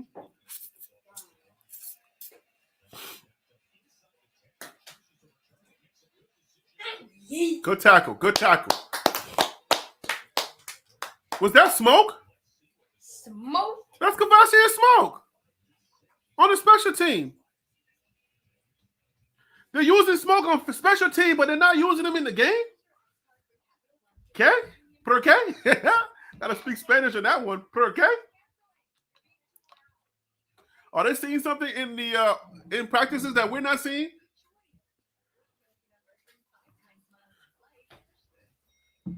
Yo, this is a takeaway too. Let me tell y'all this. If they're not running the ball, you know what that says to recruits. That if you are a running back, this ain't the place to come. That's not a good thing.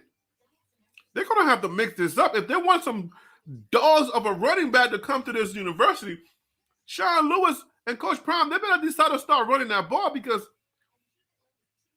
if they're seeing pass, and you're not a receiver and you're like, yo, I want to go to Colorado, you're going to be like, yo, why am I going to Colorado? They barely run the ball.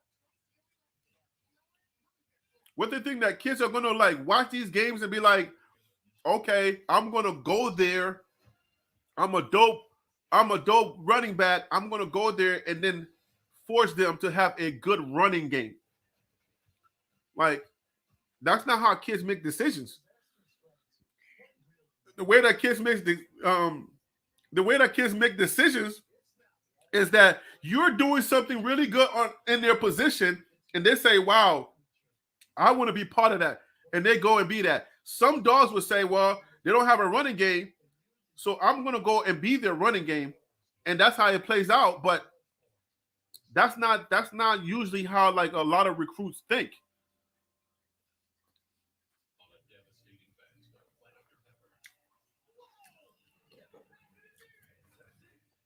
Yeah, at this point, I don't know that,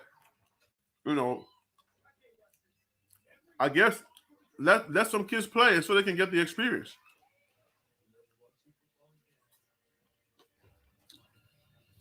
It's a big deficit. It's a big deficit to come back from. It's not impossible, but it's too big for an offense that can't find any way to move the ball down the field. It's like your confidence got to be based in something. Your confidence got to be based in the ability of what they're showing you in this game, not in like games before. What are they showing us in this game? Can they move? They can move the ball, but they got to mix it up.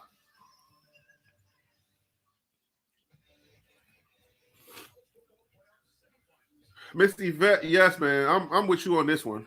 They got to pull out all the stops, all the dogs, everybody to at least put some points on the board. Yeah, I say don't be conservative. I mean, they are up by a lot, so just now have fun. Now, if I guess at this point another narrative is okay. Now dig into your bag and see what you can do, and then you learn for the season, for the next big team that might give you some issues. Do some plays that maybe you weren't going to use, and you were like, you know what? Let's just try this and see if it works. That's what I would be doing at this moment because they're down by 35 in the third quarter. Try some things, try some players. But a lot of coaches, what they do when it's like this, they're still thinking they're still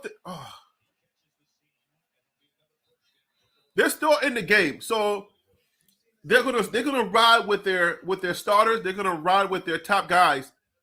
So I guess it won't be until like the fourth quarter when they realize that this game is out of hand or out of reach before they start doing other things.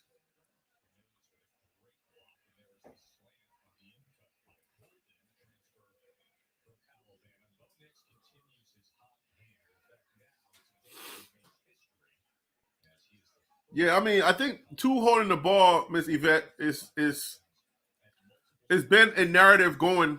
Even last game we talked about that. He holds the ball too long and then he runs the clock out. That's true. That is true. And then it's like people converge on him and you gotta know your office.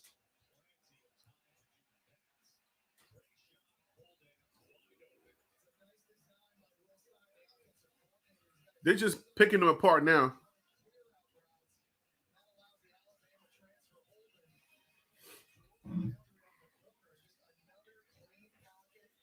Yeah, this one might be out of might be out of reach, guys. I don't know about how much positivity we need to have.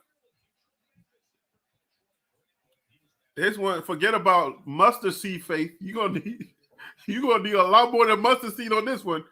35-0. It's almost fourth quarter. You're gonna need David, Moses, a few of the angels.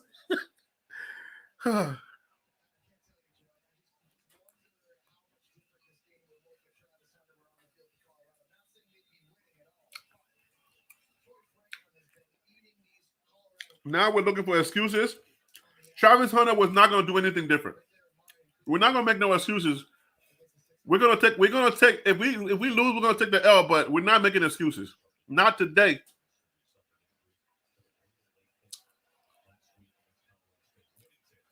Good play. We got to start finding positives in this game. Oh, don't get hurt, man. We don't want you hurt. Come on, young man. Oh, come on. Don't get hurt now.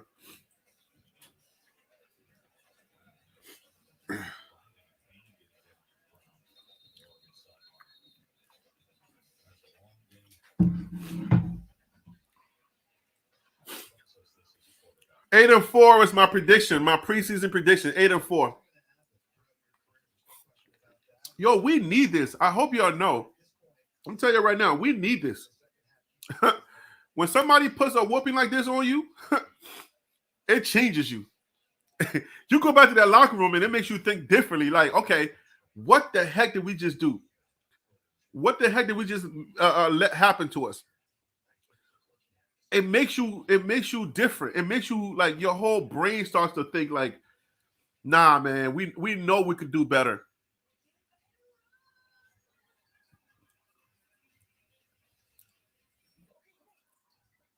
Especially when somebody talking trash like, oh, they're just YouTube. They're called the YouTube boys. Forget about Louis. They're the YouTube boys. They're playing for clicks, and then they put that whooping on you. Oh, that's when you take those kind of loss. You take those kind of L's, and you like, yo, all right, let's make some adjustments. You're not gonna change your YouTube stuff. You're not gonna start playing into the mental jousting things. You're not gonna do none of that. But you really got to reach down deep inside and say, what can we change? Because if you don't have the personnel, it's just different. If you don't have the players, you don't. That line, that defensive line, we kept talking about it. That line.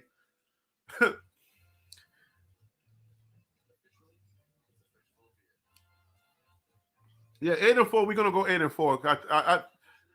There's gonna be like some four really tough games like this. Four tough games that we're not gonna be able to get out of. But we're gonna take this on somebody else. We're gonna take this out on somebody. Believe you me.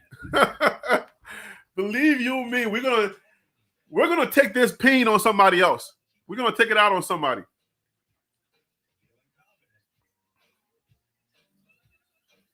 But every team, what you got to understand, every team is making adjustments. Every team knows now, their coordinators know where we're weak at.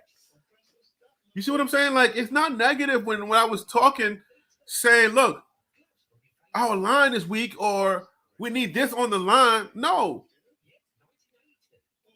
Now the things that we were saying is being exposed. Like, those are the things that we were saying, this is what was happening. This is what we saw. The football minds, the people that know football, this is what we saw.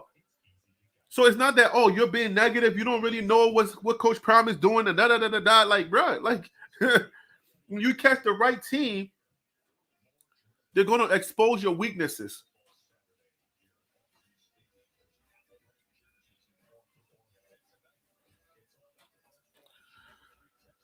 USC is taking note. All the other teams that we're going to play, they're taking notes. They know where we're weak. So if their quarterback is able to get a little bit of protection and drive back and make his plays, like, they're going to expose everything that this team is exposing.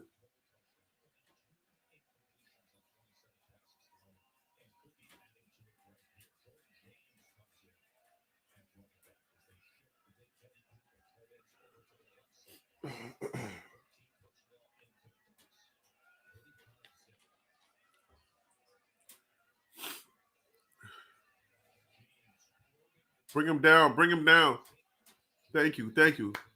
Now they got to fight for pride. Now you got to fight for pride. You got to fight for – you got to put up a score. We cannot be 0, okay? You got to put up a score. Shador not being able to score is going to be a narrative that we don't want on his name. Because everybody's like, oh, Shador's going to score. Shador's going to score. So he was not able to score.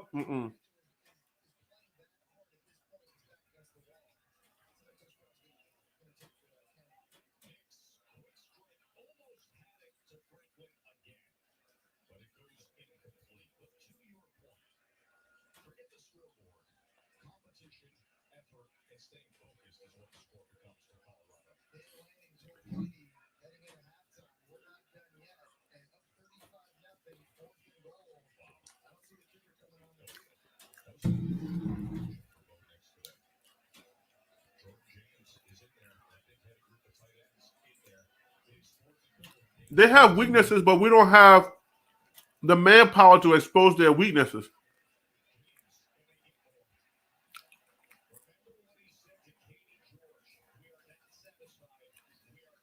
All right, at this point, I don't know. I don't have enough faith in me to say that we're going to still win. Now it's 41-0. I don't know where we're going to find it to come back and win. Now I'm gonna switch to. We got to now start doing things to help ourselves next game.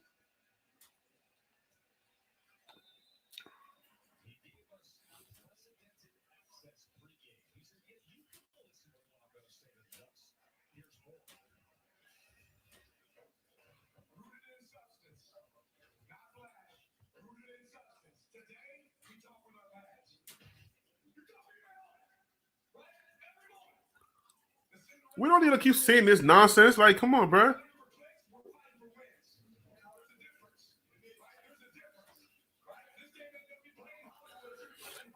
That's nonsense. You know what? I'll eat this up.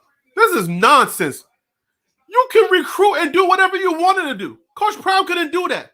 Like, get out of here with this stuff, with this silliness. This guy is foolish. You were 10-3 or 10-2 last year. They're playing for clicks. If Coach Prime can recruit and get his recruit, the dogs, and he wasn't impeded by people saying he was silly and this is a clown show and all of that stuff, you won't be talking that, man. I'm ready for next year. I'm ready for next year. How are you talking like you and Coach Prime was on the same level as far as recruit? What are you talking about? You're returning players that did the same thing they did this year. They're doing this year. We're playing for clicks. You're playing for wins. That's foolishness. Nobody cares what the press got to say. The press was the same ones. They were the same ones that said that we were going to lose to TCU. The press do not have one leg to stand on. You got to understand that. We got the press where we want them. It's the idiots that we got to deal with online, okay? It's those people. But can you please be careful before you knock this down? We got the press in our hands, in our pockets. The press ain't got nothing to, it ain't got no moral leg. They ain't got nothing to stand on because we keep receipts. Everyone had us going, losing all of the games. So we're not worried about, it's not the press we're worried about. We're worried about the noise from the outside. Okay, that's not the press. It's not the press. It's the Johnny come latelys. You know, those people who don't really know about football, they're still upset that Coach Prime left Jackson State. They're still thinking this is a clown show. Those people we're going to have to contend with until Saturday. Oh, yeah, this game is over. April, this game is over. There's no way. Oregon's going to win, that's for sure. Now I just want us to play either guys that need to play or find ways to do things that we haven't done yet. Try different plays, try different things that we can use for the next team. They got him again. The offensive line is tired. There's not enough depth to trade guys in. You can't move guys in and out because you don't have it. You got Dylan Edwards. Look at Dylan Edwards, the Lord Dylan Edwards having to block that that guy running full speed. Dylan Edwards, the one that has to put his body in the way. You can't tax your running back like that. That line is supposed to hold enough to where your running back should not be making those type kind of blocks. That's crazy.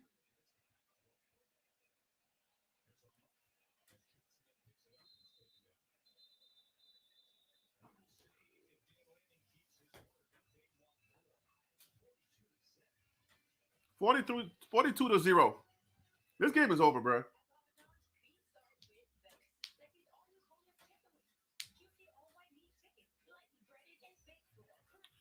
I don't want no excuses, man. Y'all stop with the excuses. I don't care about no. Now we're going to start questioning everything. The infighting is going to begin. Those of us who believed before, there's a lot of people on the fence. They don't really know the culture. They don't know that Coach Prime did this at Jackson State. The new bandwagons that really are bandwagons, not necessarily because of Coach Prime. The new bandwagons are going to now start questioning the things that they don't know about. So I'm not doing that. Oh, take Bucky away. Take the pregame show. Got to go now. No, stop it. Keep in mind, this was done at Jackson State. We're not doing that, bruh. Ain't gonna be no infighting. Number one, we're proud of our men no matter what. Win, lose, or draw, this is our team. And we got to make sure that we got these guys back. I'm still going to be making videos talking as loud as I'm going to talk, and I'm going to be pumping them up. That's just how we got to be. We're not going to be on here talking about, oh my gosh, like some of these people, like, oh my gosh, they're no good. They got exposed. Now the rest of the team, the rest of the year, they're going to lose all the games. 8-4. I said 8-4. I'm stuck on 8-4. We're going to be 8-4. We're going to a bowl game. And then Coach Prime got to now, right after that game, they got to hit the road running to get some recruits in here. And we see where we need help. We got to protect Shador. He just got sacked right before the daggone commercial. Like, come on. If that's not an immediate need, we gotta go to the trailer parks and get some dogs. We gotta go to the hood and get some dogs. We gotta go get one of those, like, one of those white boys that's like, you look in their eyes and you get afraid. I want a couple of them. Like, you're like in the movies, we like in movies, because it's hard to have a white villain. That's why they're always choosing these Russian guys, okay? Because it's hard to see white people just be scary. But so they have to put like what do you call them? You gotta put like either tattoos on them. Black dudes, all we gotta do is just and then we look scary. But I need one of those white dudes that just look like, they're gonna be a problem. We need a couple of those on the line that's gonna take pride in that logo, that jersey, that's really gonna understand what that logo, what that buffalo means when they put that jersey on. And then they're gonna need to spend some time with Shador. So they're gonna have to spend some time with Shador to understand what protecting Shador means. And then we bring it all together. We put it all together. We're gonna be good. He said we need some Samoans. Is it the Samoans? Are Samoans white guys? Are Samoans color folk?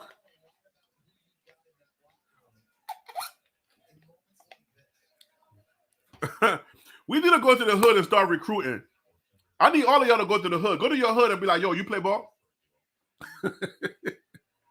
Get them down. Oh, face mask.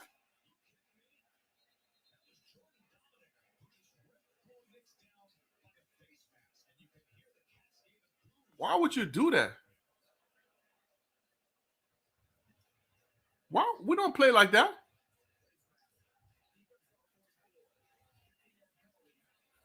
Yo, you could have injured that guy. That guy is an NFL hopeful. Why would you do that, bro? We don't play that. Let it go. If you see that happening, let it go right there. Nah, man, we don't do that. We don't play dirty like that, bro. If you break that guy's neck, now he ain't got no chance. Like, bro, don't do that, bro. You need to sit out, bro. We don't do that. We are not Colorado State, okay? No, bro. Bring him down. Bring him down. There we go. We stay classy. We play clean. All right? These are young men trying to get to that next level. We're not out here trying to prove nothing to nobody. We know that we lost this game, but we're not doing that. Okay? So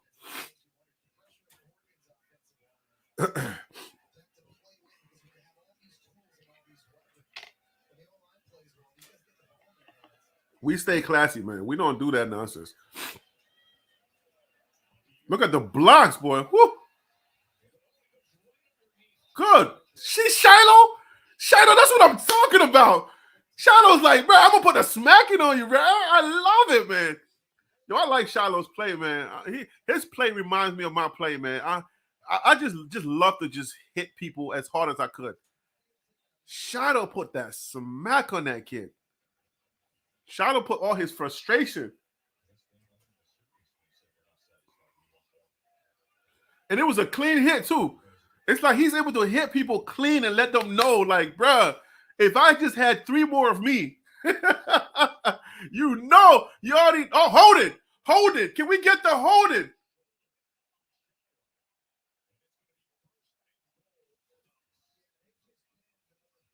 The Shadow just get ran over? Hold on, let me see this.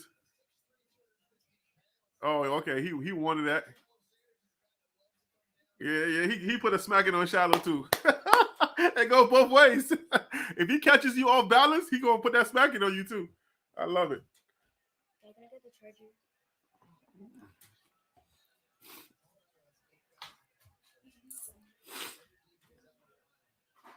Oh, Shallow's playing corner. Shallow's like, no, go. Shallow.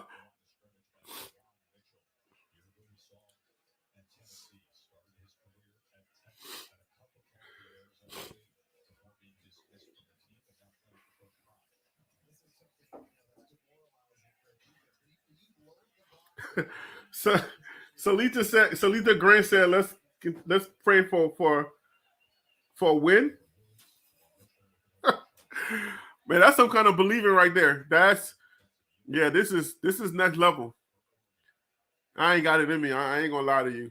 42 to 0, and they can't move the ball. If they can't move the ball, I don't know what you're praying for. You got to pray for new players like this at this point because there's nothing to pray for. Like it's like one of those things. Like God would just open up the gates of heaven and just drop like new players in midair. Like they can't move the ball. Yeah, I don't know. I don't know what would we be praying for at this point. The players are dejected at this point because it's 42 to 0. They're already on the bus mentally.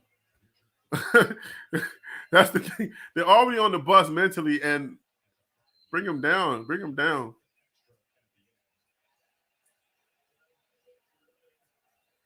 Yo, somebody tell me if that kid is Liberian, please. Number 0.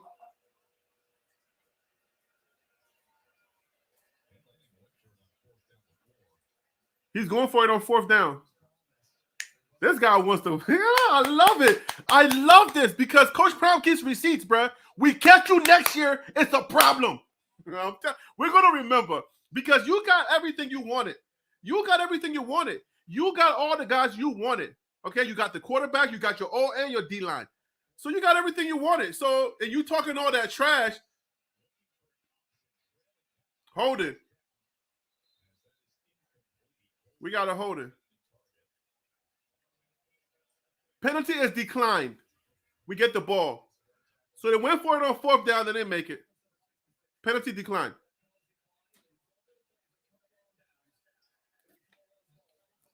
This guy is not classy at all, Brethren. Wow. He's trying to pour it on. I like it, though. I like this. I like this. This is how rivalries start, guys. Coach Prime is thinking in his brain like, give me two or 3 dogs on that line, and it's a wrap. I want this game again. I'm scheduled. I'm gonna circle this game next year. Oh Lord, I want this game circled. If Coach Prime is able to recruit the way he needs to recruit, I want this game next year. Now they're gonna run the ball. Now we're running the ball. Who's that? Hank. I gotta learn this whole team, man. I do the roster videos, but then the numbers get me confused because they're wearing the same numbers on offense, defense. You see that handoff? I don't like it, man. I don't like the handoff. It's taking too long. We're doing this. We're coming to run the ball. We're coming to run the ball. Everybody in the stadium, everybody's going to defense. We're coming to run the ball. What is this?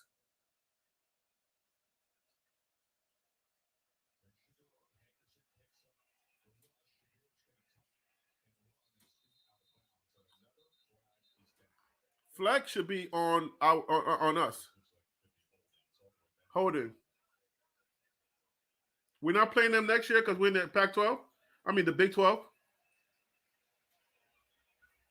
I will schedule them just because. Sing it, Harry B.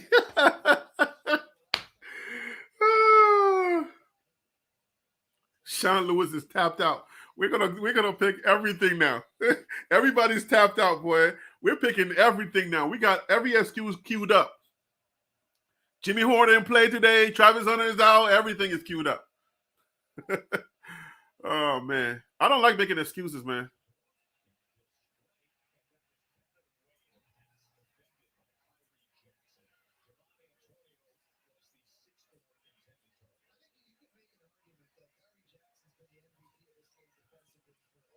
Yo, you got this. Dan Lanning wants to run the score. Oh, he's so lucky. Look at the holding. Where's the flag, man? Where's the flag on the holding?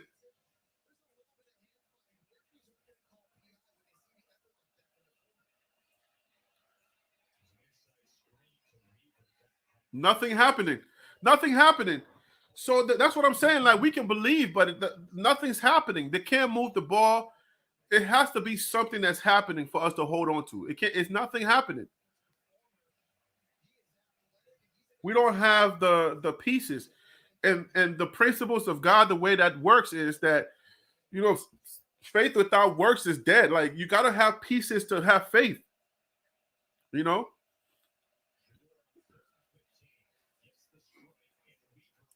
You got to have pieces in place, and the pieces doing the right things, and preparation and everything is gonna, like, there's gonna be times where you're gonna catch some L's, and it's good for you to catch that kind of L, because it has nothing to do with whether you have faith or not. It's just more like you need it for learning. You need to understand, like, what does this feel like? This is our first loss of the season. What does this feel like? What does it feel like for the score to be ran up so much you don't even have a way to score? How do you respond after that? We're not going to win every game, but how are we going to respond after that? That's what's most important. That's why right now, I think at this point, what I'm trying to see now, I want to see us using more trick plays. I want us to test some of the stuff in the playbook that we just know that we're never going to, because you never know what's going to work. Try some things. Try some new players. There's a lot of players that their parents are watching them. Try some new players and see if you have somebody in there that might show up. You never know. It's coming back. Holding offense.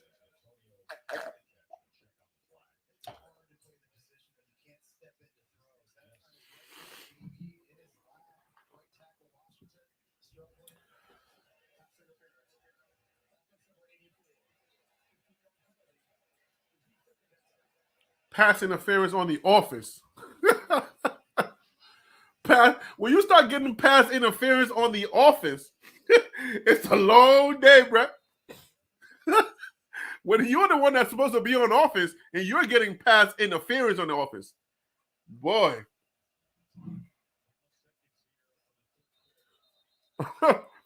When the defense turns into a running back on the offense,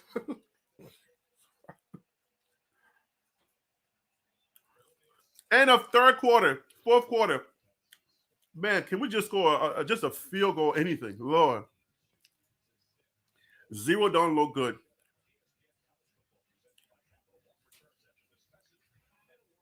Boy, we got exposed today, boy. What? We got exposed. Man. They're like,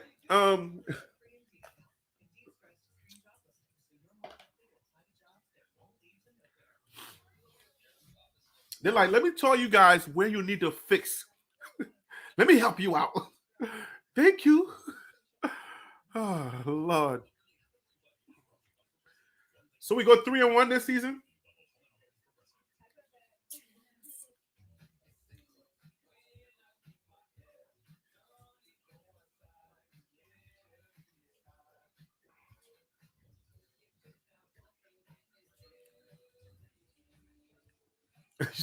you say April said saying come on is not coaching.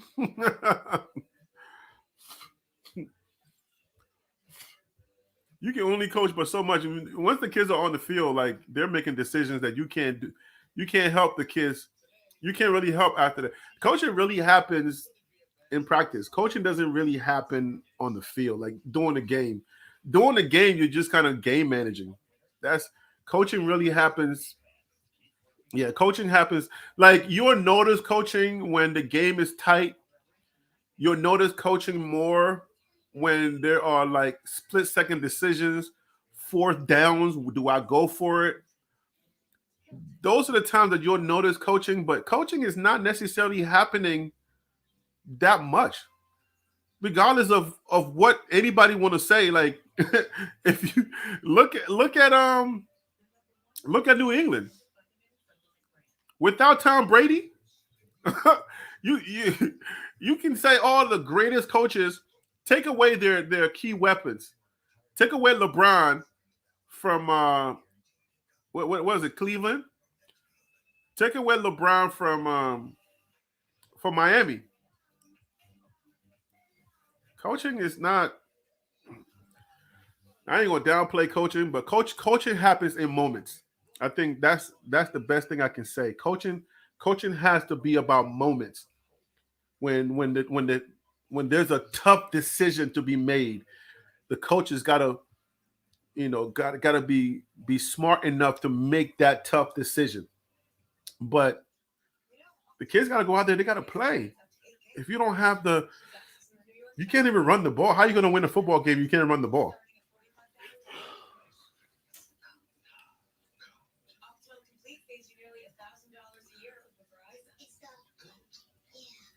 No, L Boogie. I'm gonna put that on. I'm gonna put that on. No, I'm saying that. I'm saying that too. I see a lot of holding and pass interference being committed by Oregon, not being called. Yeah, I mean, I've seen a couple of them. I've seen. It's not the whole game, but I've seen a couple of them. Because what I don't want to do is to give any red meat to the people that we got to deal with. That we got to deal with this coming week. All right, I'm not making no excuses. We're going to take this L standing up, all right? They're already dancing? Okay, I like it. Yeah, get it. Get it. I ain't giving nobody no red meat, brethren. Okay? You're not going to catch me slipping. I takes my L on the chest, okay? You heard me? My L's on my chest because I'm a leader, okay? Holla at your boy. I ain't saying it's on coaching. I ain't saying it's on nothing. We just got handled. We got pockets and things that we need to adjust to. There we go. Positivity. Go out. Good play, Shador. Good play, Shador.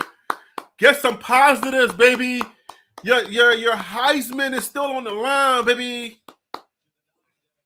It's fourth quarter, guys. 1st and 10. 14 minutes to go. 42-0. We are catching that. Whooping. Oh, tripped up. One of my biggest things is just that I hate the fact that this guy talked trash, like the kind of trash that he talked, and then he gets the win. Shador is such a pocket player, man. Ugh. It kills me how much he loves that pocket. I like a little bit of cushion. I like a little bit of cushion where if the line converges on you, you have a little bit of wiggle room. You're not just stuck in the pocket. And you see the handoff? You see that handoff is so slow. Let it go, man. The handoff is like, I'm coming to hand the ball to you. If you're all the way in the nosebleeds, I need you to see that I'm handing the ball to him. Come on, like, what is this? Do these.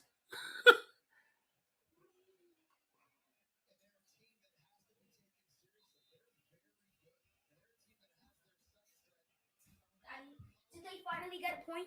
No. They haven't gotten a point yet. They might get a point, though. I don't know. Do y'all agree that Shador's handoffs are like always trying to get it back? Like he's just such a pass first. Is that what he is? Such a pass first quarterback? Is he always thinking about passing because of his Heisman? I need to know, man. Is Shador thinking Heisman? Do y'all think, like, is that a narrative? Should I not spread that? No, because I just feel like he's frustrating me on certain levels where can we not work on a good run where Shador hides the ball instead of doing this? What is the bro? Bo Nix never shows the ball. You never know who has the ball, whether it's ball or it's the running back.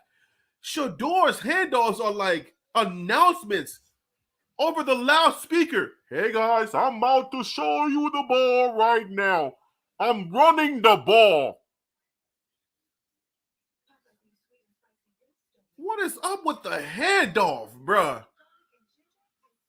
It's not even a slow handoff. It's always that option. Like, I trust my arm so much, I'm not going to give you this ball running back.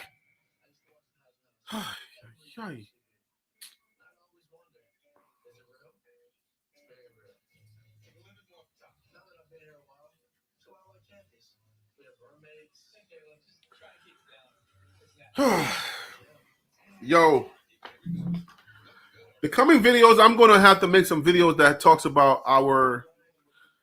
Like I'm seeing a lot of things in this game that, boy, it's gonna be a long year if we don't make some adjustments. I mean, I'm telling you, we better start running that ball, and I'm seeing something that I don't like in Shador. I'm seeing. Y'all can fry me if y'all want to fry me, whatever. I don't care. But, bruh, Shador better stop thinking about that Heisman run. I don't know, bruh. You better stop thinking about Heisman and start thinking about winning games. Because down the line, bruh, like you let the Heisman thing work out itself. Let the whole Shador is the best quarterback. Let the whole Shador can do all of this. Let that stuff work out itself, bruh. You got to lock in on understanding like all facets of the game. Because right now, after 3 games, the only thing that I'm seeing is like Shador wants to pass the ball. And when there's a run, because somebody said that I think it was Chris from Alpine Garage Sports in one of his videos, or he was saying that, or I don't know if it was on one of our lives where there's 3 options that Sean Lewis gives Shador, and then it's left up to him to make that decision on what he's seeing on the offense, what he's seeing from the defense. But if like he's like, yo, if you don't see your wide receivers getting open, like give it to the running back. I don't know if the run is always an option, but man, this has got to go. Can anybody close to the team let Coach Prime know that, bro, if we're going to run the ball, we got to stop this.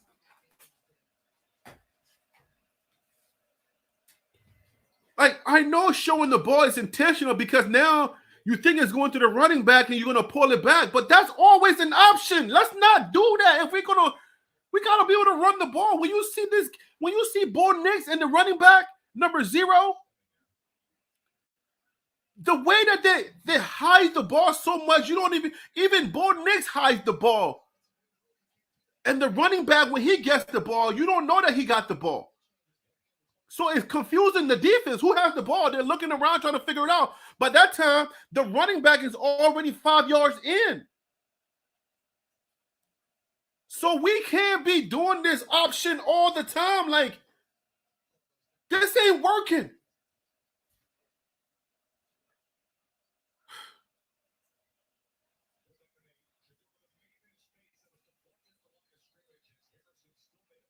It was 3rd and 8. Now we got to start taking some serious chances, bro.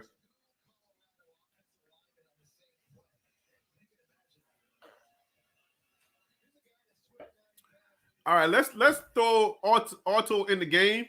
It's 4th quarter. We already out of this game. 73 is hopping. He's hopping around. We need fresh legs. Like, if we had depth, okay, this is what we be talking about on these videos.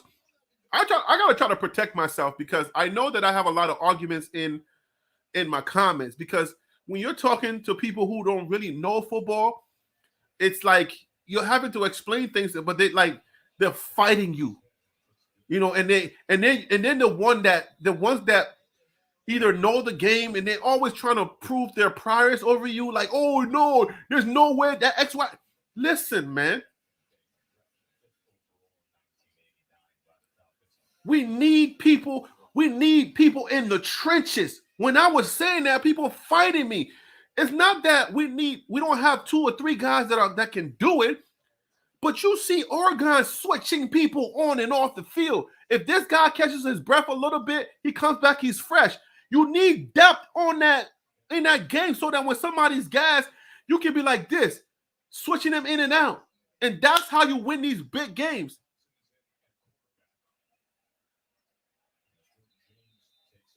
This is like TCU and Georgia on the national title game.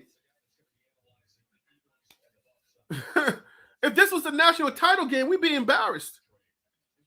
Right. That's why you need depth. That's why you need those. You need 2 or 3 guys. Not even 2 or 3. You need like 3, 4, or 5 guys.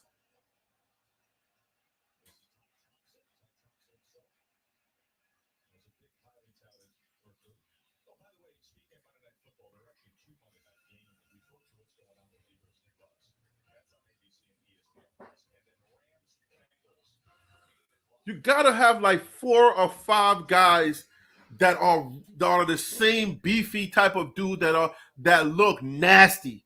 I mean, they just look mean and nasty. And they're they're walking on campus and like the little girls are afraid. Like the little boys, the little freshmen are afraid of them. Like, do you play football or something? Yeah, I play football. Oh, okay. Good, because I didn't know. I was just a little bit afraid because this is my first year. I just came from high school. Like those type of guys. Like, you know what I'm saying? Like those type of guys, because you got to rotate. Account for injuries. You can't do those type of tackling. Those guys do not. It doesn't work for those guys. We already learned that in the first quarter. You can't throw your body. They're going to either hop over you or run over you. We learned a lot from this game, guys. Shador was running for his life. Shador was running for more than that. My goodness, this game, boy.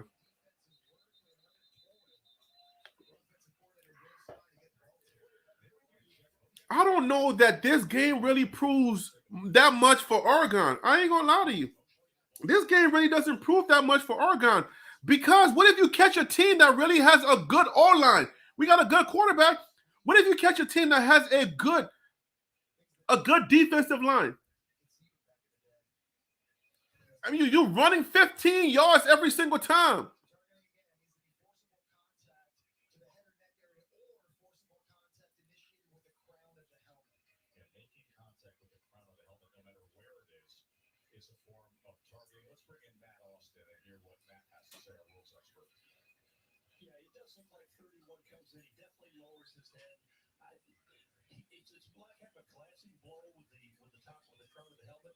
That was not no targeting play. If you calling that a targeting play, then y'all better, the NCAA better go back and go get that Blackburn dude. That's targeting. The dude's trying to get.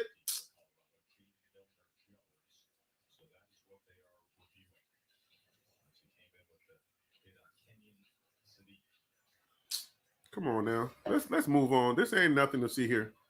Stop with the targeting crap. Let's move on.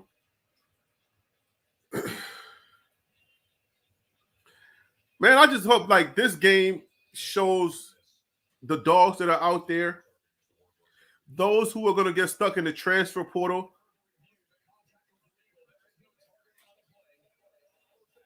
But didn't I just tell you that? Didn't I tell you there was no targeting? When are you going to respect Harry B here?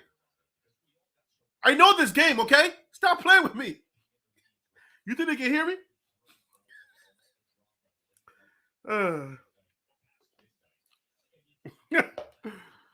Oh, man.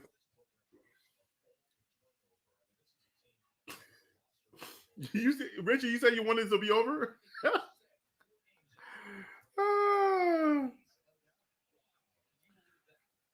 I don't know. I don't know that they're playing like Division 2 or 3. Come on, like that's not. No, they just don't have the. I mean, first of all, somebody comes and they have their way with you in the first quarter. You're. Where's mommy? I don't know, buddy. They're gonna suck the life out of you. I want you to please understand that. Okay, anybody comes and if they do you like that, they're gonna suck the life out of your whole team. I don't care how much you believe and how much resilience you have. They will suck the life out of your team, and there's no way your guys are gonna be able to fight back. It's just, it's really tough to do.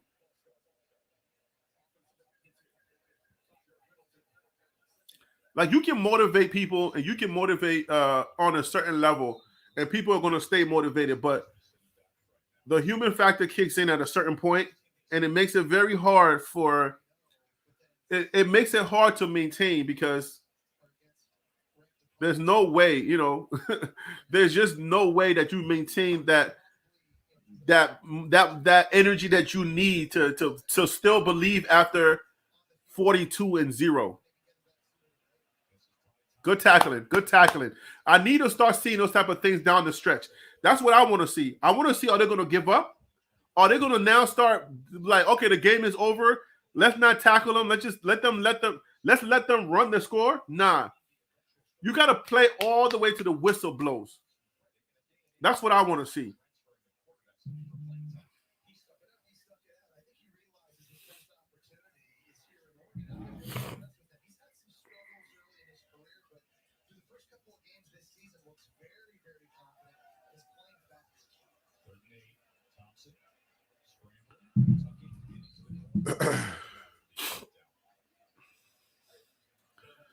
The media can't say much. They're going to say the regular stuff. The media is going to say stuff like, you know what I'm saying? They got exposed. The defense needs help. The offensive line needs help. It was exposed by the weaker teams that we played. But we're going to catch a couple of these teams that have everything together like that. But they can't do much more than that. You know what I'm saying? They can't say much more than that because they don't have no leg to stand on. For us, it's going to come down to the how do we deal with the trolls? Y'all know me. I don't deal too well with no trolls. You come at me, bro, I'm going to start giving you some data. I'm going to give you the data you need to know, you need to handle. Because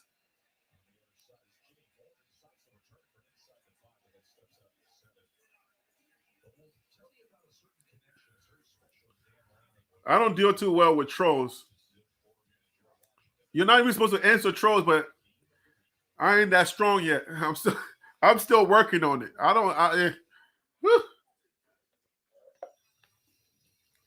The comment just be sitting there burning me. I'll be like Harry, don't do it, Harry. The comment sitting there burning me, and I'll be like, dang, bro, you got to answer this guy. And then I start thinking in my head how to really come back at him.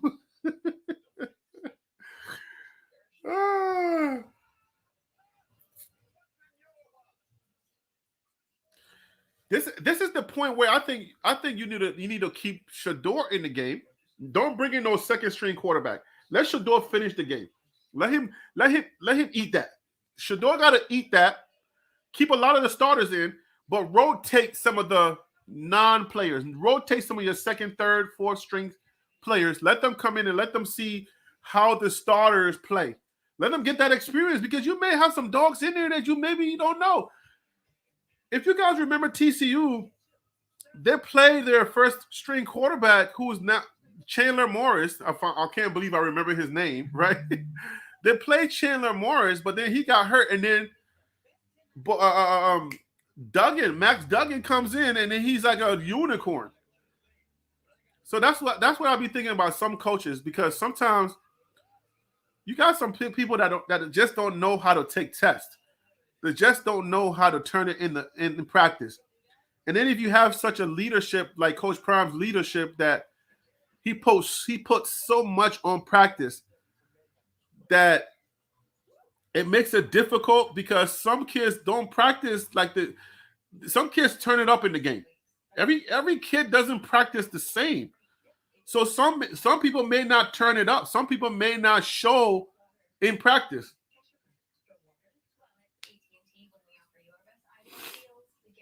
So some kids may not show in practice.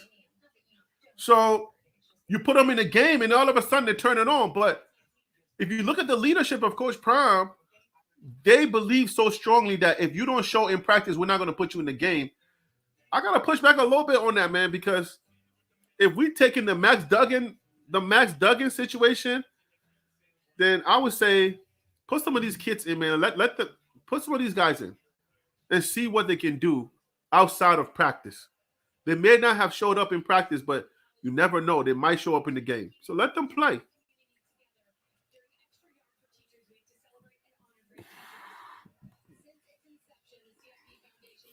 So tonight, I agree. I agree there. The offense needs to make some strong adjustments. Sean Lewis got to do a better job. That's for sure. Sean Lewis has got to do a better job of spreading out the plays, changing it up.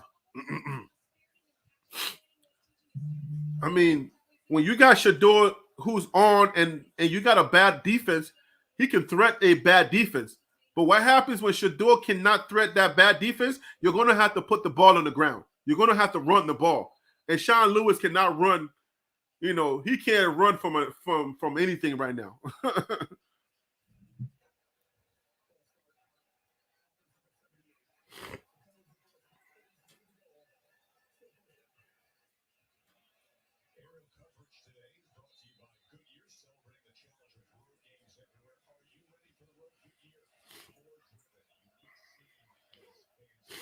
So I'm going to speak on this text that I just got.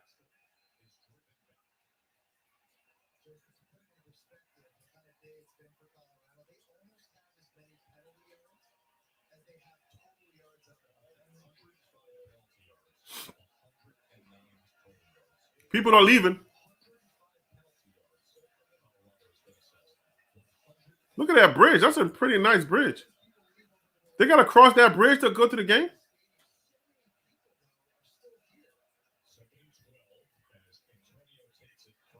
Go, Antonio. Beast, Antonio. That's what I want to see. The game's not over yet for Antonio. That's what I like to say, man. That's what Coach Prime needs to see. He's like, yo, he's going to play all the way until there's nothing left on the clock. I love that.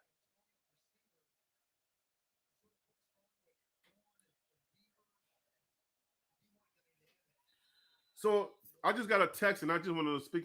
I think we touched on it a little bit earlier. That God is moving in a way where a lot of us are hanging this game.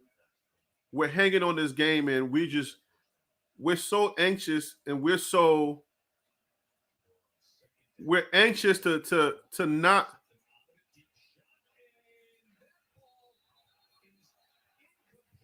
Incomplete.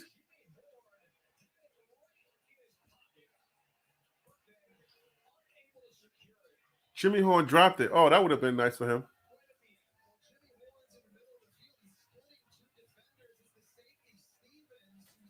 Oh, no, he didn't have it.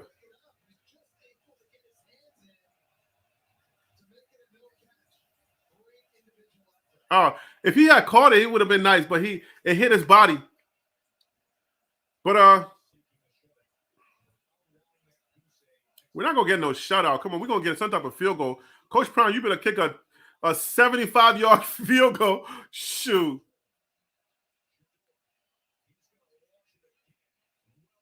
Shador, what are you doing now? Don't get out of character, Shador. Don't get out of character, bro. Let's not do that, bro. But this is what I wanted to say. I got a text from one of the club members, Matt, and he brings up a really good point. God is really speaking right now to the black community, because I think a lot of us, excuse me, I'm only going to paraphrase what he's saying. I think a lot of us are really hanging on to this in a way where we're so afraid of what people are going to say. We're so afraid of how people are thinking and their expectations. I think I talked about this earlier. We're so hung on other people's expectations, and our belief and us believing is so look how long that handoff is. If he hands that ball off fast enough, the running back can get a few more yards or even get ahead of some of those people that are coming. But it's like, all right, I don't know if I want to give this to you. I don't really trust you. We got some trust issues with the run, man.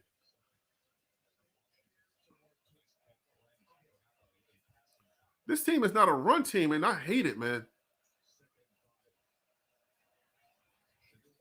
Go out of bounds. Don't get hit, bruh.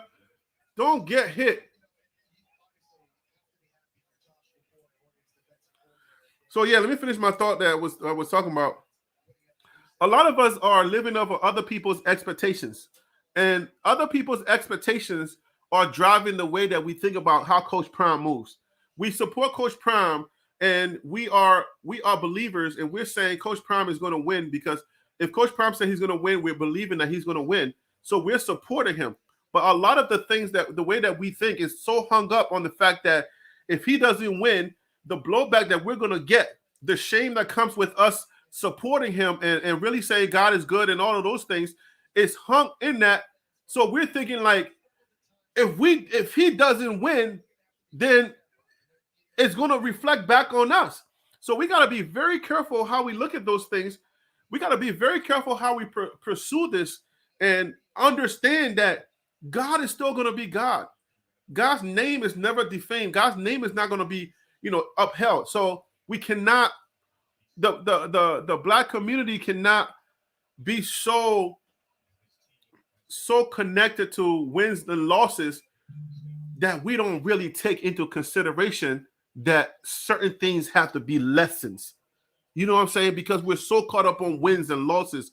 Oh, this is going to be this is everything we got. This is our identity. Just like we talk about the white people losing their coaching, losing their identity, because now if you get all of these black coaches who are just as capable of white people as white coaches, then now they have that anxiety. But for us, we have this anxiety where we're thinking like, oh, our identity has to be wins and losses. If we lose, like, we need this. Everything is hung up on this. Oh, man, we need this. This is really going to solidify us that, oh, look, a black coach can do this. And that's what we always hanging up on. And I'm like, God is like, yo, your identity should not just be on losses, wins and losses. If that's what you're hung up on, when you lose, then you lose a piece of your identity. And that should never be. That should never be. I think I was listening to one clip on Kobe, and they asked him the same type of question, like, yo, they asked him about wins and losses, and he was like, I don't think that way. I don't think in wins and losses, because the second that I start thinking in wins, he started saying the second that I start thinking in wins and losses, when I lose, then I think that that's me. Then I'm a loser.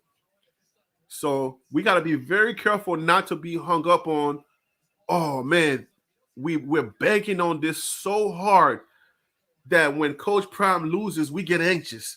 When Coach Prime he's catching the L right now, we're so anxious because now we're afraid of this reflecting on us, So we can't be too caught up on wins and losses like that.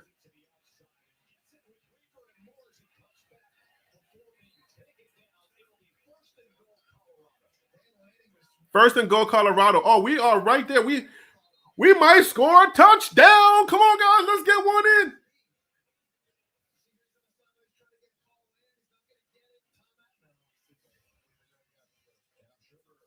Weaver is limping. Don't get hurt, bruh.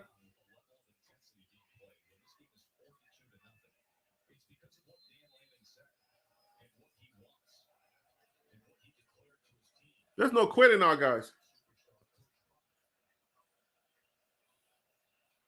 Come on, Shador. Put one in, man.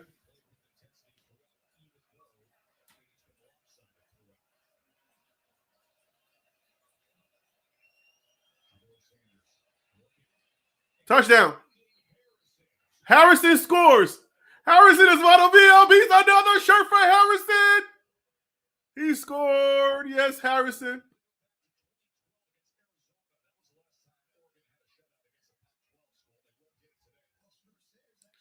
They're not getting no shutout on us.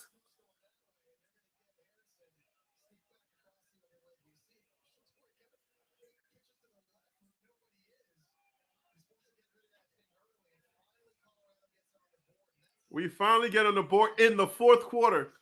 Wow, nobody predicted this. He missed it. It's blocked.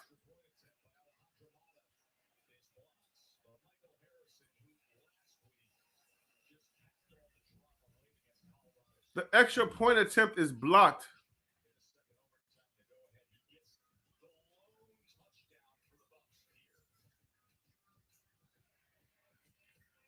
Let's celebrate, guys.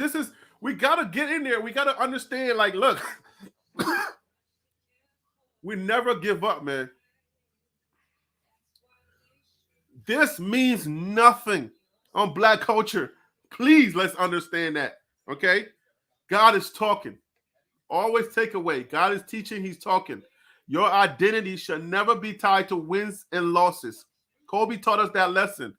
If you tie your identity based on wins and losses, if we keep supporting Coach Prime based on just wins and losses, then his greatness is never going to be the thing that we're hanging on. It's going to always be he has to win in order for us to say that he's a great coach. If he loses, then he's no longer a great coach. That's the stigma that we're trying to get away from. That is the stigma that we want to get away from. Can Coach Prime coach? The guy that he's playing against has a better recruiting class than he does. He has better linemen. He has better linemen, O-line and D-line. So give Coach Prime, if you really want to test the coaching ability, give Coach Prime the Ducks team and give Dan Lanning the Colorado team and make those same comments. You a dog, you the man, you the man. You get this team, and then if you're able to coach them to victory over Coach Prime, that's how we prove that you are really that dope. Then we know that you are a really good coach.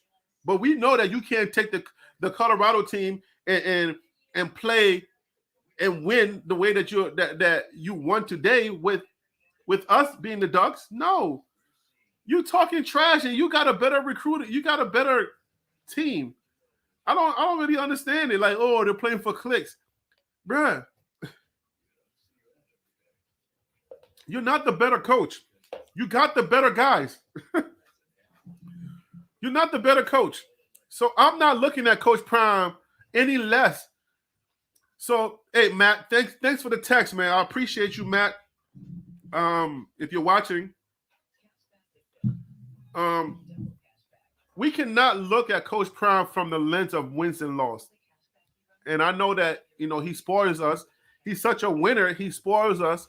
But we're doing a disservice to not just him, but to our culture. Yo, this Bachelor thing that keeps showing, like, it's just a lot of soft nudity in this. Like, stop this. Not nudity, but soft pornish. They gotta stop showing this Bachelor stuff. Like, not during the time where kids are watching television with their parents and all of these grown people are naked and kissing and doing all kinds of stuff, man. That's too much for regular television. ABC, stop showing that garbage, that nonsense, that garbage porn that you're showing. I don't want to see that soft porn. Stop it, man.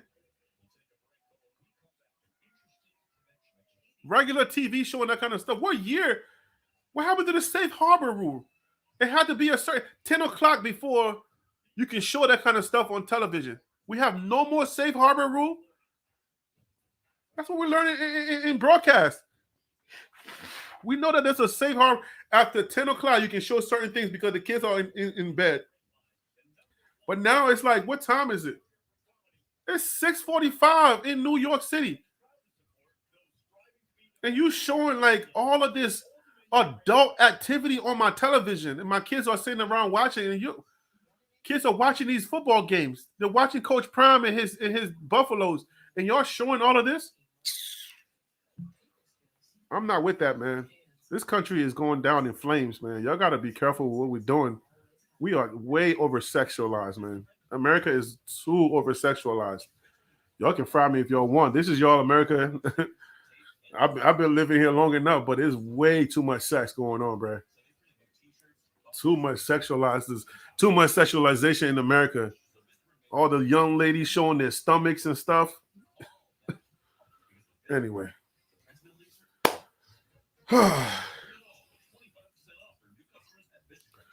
So I appreciate you, Matt, for that text, letting us know that God is trying to teach us some lessons through this game. Let us know that we got to separate ourselves from perfection.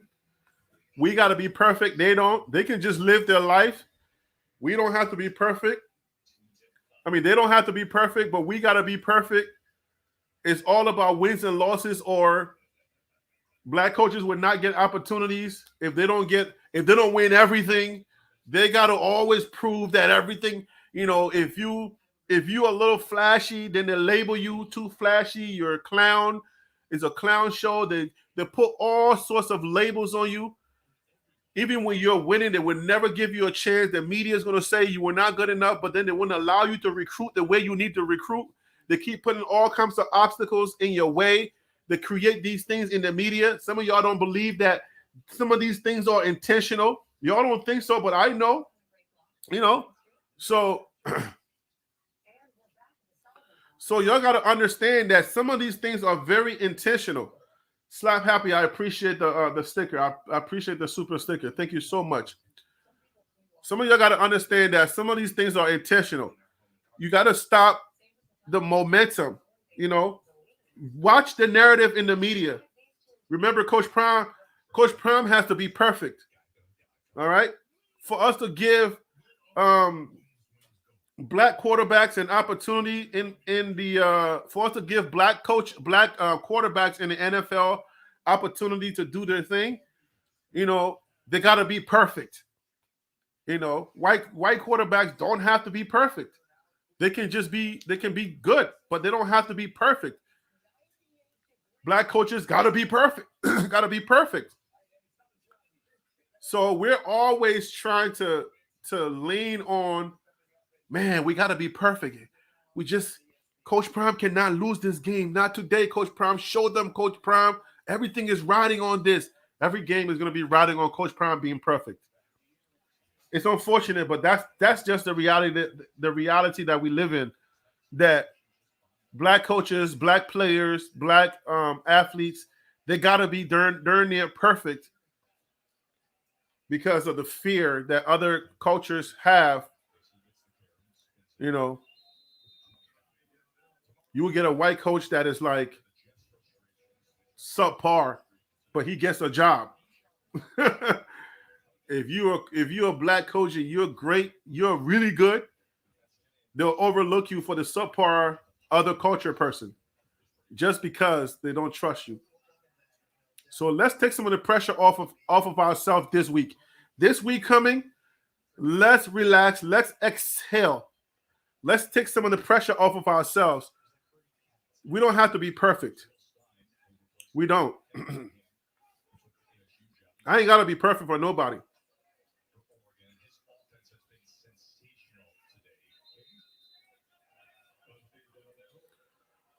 Like it's darn near like you're 3-1 where you were not even expected to do what you're supposed to do. You're 3-1, but yet this is going to be the toughest week for us. You see what I'm saying? This is supposed to be like the toughest week for us. We've gone 3-0, and yet we've had to be the burden of proof. We had to be the ones fighting still. We're fighting our own people. Fighting our own people that, oh no, Coach Prime cannot win this time. But it's like, why does he have to win every game in order for him to be a good coach? In order for us to just relax and just enjoy the fact that he's got this opportunity. The fact that Coach Prime is here. Slap Happy, thank you. I appreciate you.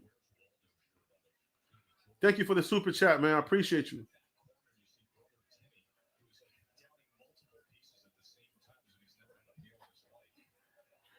Well, Slap Happy, we ain't got to agree all the time. That's why I keep telling y'all. I don't have to agree with you, but just don't take it personal. You and I can go back and forth. It's like a family. That's why I'm trying to create my community. It's like a family. I'm going to tell you some things, and I may come off a little abrasive. I may come off a little, you know what I'm saying, a little harsh, and you're like, yo, Harry B, you know, that's not appropriate, and we can go back and forth, but, you know, people tell me, I think I had a couple of people even this week, you know, but I just know that we got to have some real conversations. We're a family, man. Y'all, BWBs, we're a family. If you don't have to be a Coach Prime fan. Even the people that are not Coach Prime fan that said that we were going to lose a lot of games and stuff like that, you know what I'm saying? We can still have a good conversation. You're a USC fan. That's what's up.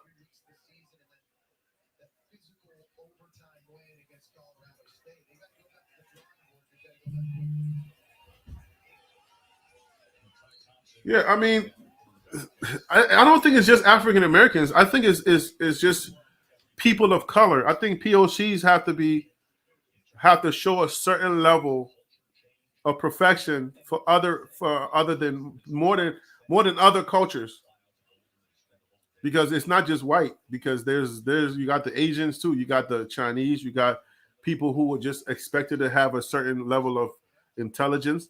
Nobody expects black people or people of color to have intelligence.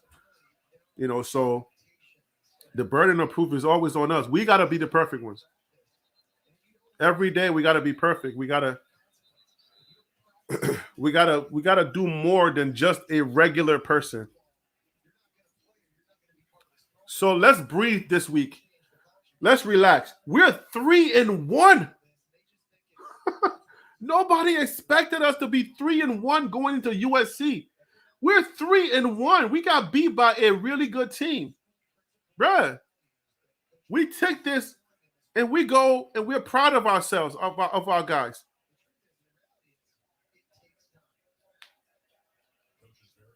Coach Prime is still going to be Coach Prime. He's still going to have his swagger. Let's understand and let's still appreciate what God is doing. God also needs to know, who are you really?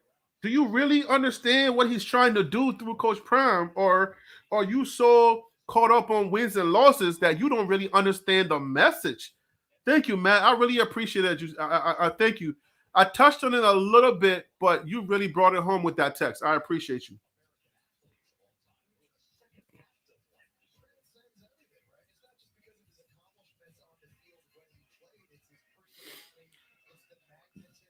Somebody, this is not about, I'm talking on a David, I'm talking on a general level, like the fact that, you know, we gotta be, you have what do they call?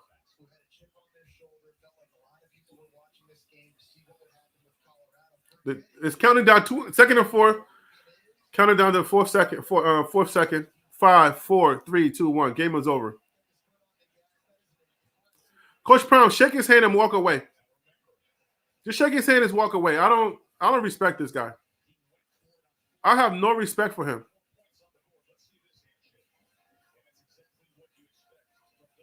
Walk away. Don't say nothing. You thinking we playing for clicks? Okay.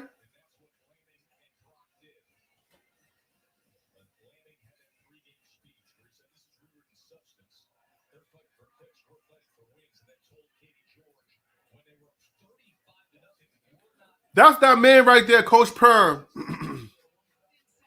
He's going to hold his head up.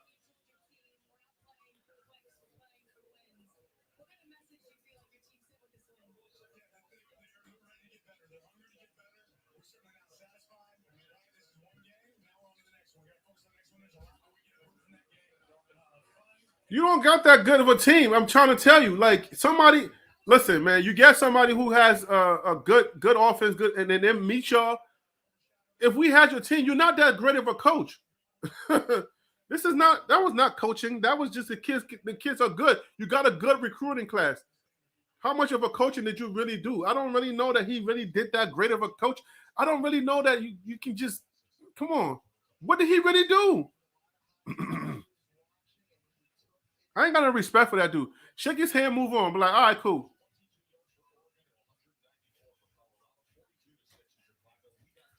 Number 11 is a beast. Number 6 is a beast. Number 0 is a beast. Bo Nix is a beast. We had no answers. 0 answers. For all you haters, for all you people, they beat us. All right? We took the L. So at the end of the day, it's good for us. But there's always going to be takeaways. They didn't have, like, I don't know that they outcoached us. Coach Prime is still that dude. Excuse me. Coach Prime is still that dude. You got to understand, like, Coach Prime can go out and recruit and get the kids that he really wants and put the product on the field and can really match up with some of these teams. The way that he motivates, the way that Coach Prime motivates, it's like none other.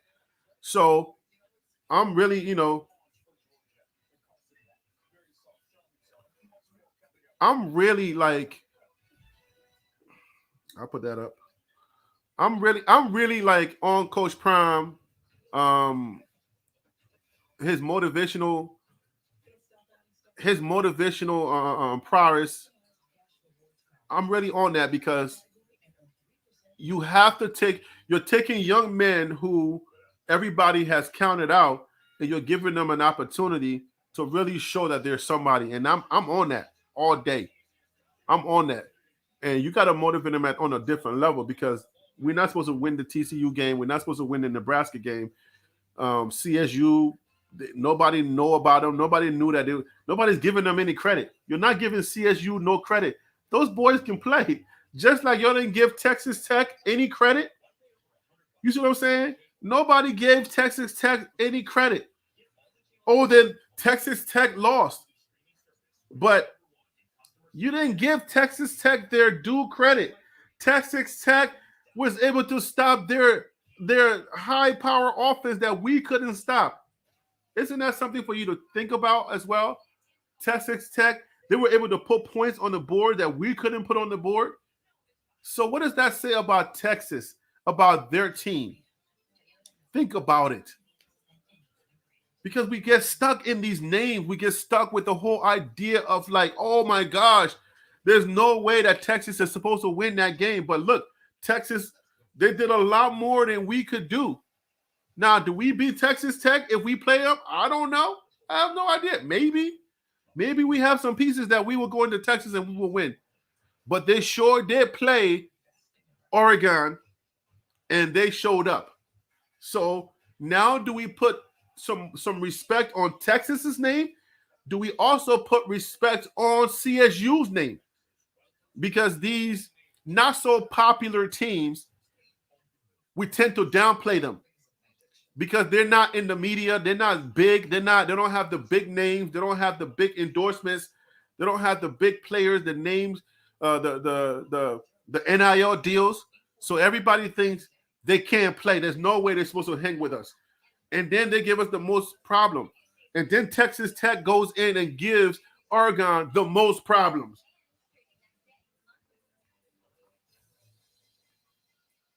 So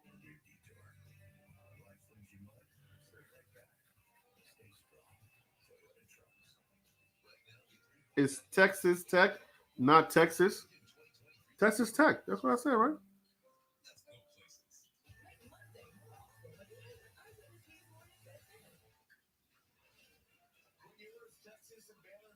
Oregon plays Texas Tech, guys. Texas Tech. I'm saying Texas Tech. So if you take a Texas Tech game, you got to put some respect on Texas Tech name because Texas Tech like darn near beat them. So can we give them some respect? Can we put some respect on CSU's name that those kids can play? But that's on us. Saying Texas over and over. All right, get over it, man. Like, come on. I said Texas Tech like 10 times. Get over it.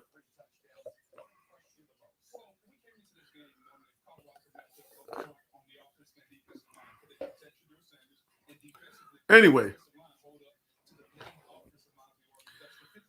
Colorado State is not trash. We knew that. We know it's obvious they're not trash. All right, so now I'm gonna get a bunch of trolls in here. No more respectful people. But anyway, the whole idea. Now we get the trolls. Y'all come all. Come all, come one, come all. Everybody's garbage.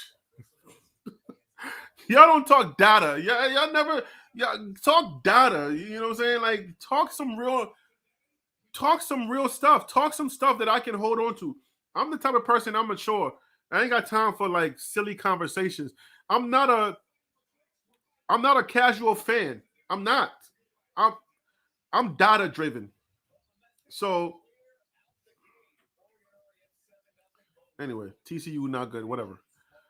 I'm data driven. When the barbershop fans are gonna come in here and they're gonna try to like dominate the conversation because to them truth doesn't matter. To them data doesn't matter. It's always about being the loudest, being able to top fast, being able to score points on quirkiness. They will say stuff that just to agitate you. There's no data. They're not data driven. And then if they result and when they run out of stuff to say, they'll start calling you names. That's what it always boils down to. And I'm too mature to be playing those games. I don't play those games. I don't got time. My energy. I don't waste my energy. I try to waste my energy on those type of people, even though I will come at you because I'm still growing in Christ.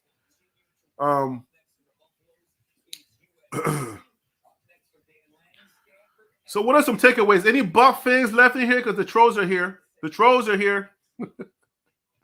Any Buff fans left in here? We got takeaways before we end this stream. Anybody still here from the Buffs?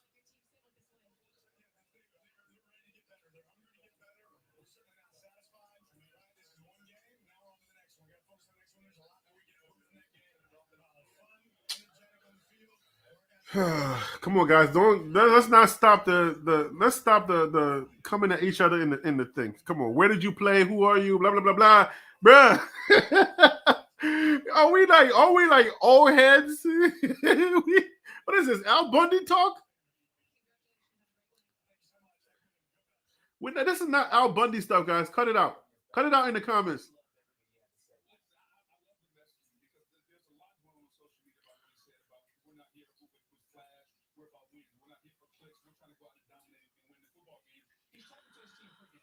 All right, guys. So I'm gonna go ahead and end the I'm gonna go ahead and end the stream because right now we're not having any type of conducive conversations. I wanted to talk more on the lines of can we have a more productive conversation about some of the takeaways, but it's not going to happen right now. So I appreciate you guys watching the game with me. I appreciate you. You know who I am. I'm Harry B. And that right there was the Liberian Perspective, TLP Sports Club. Brah.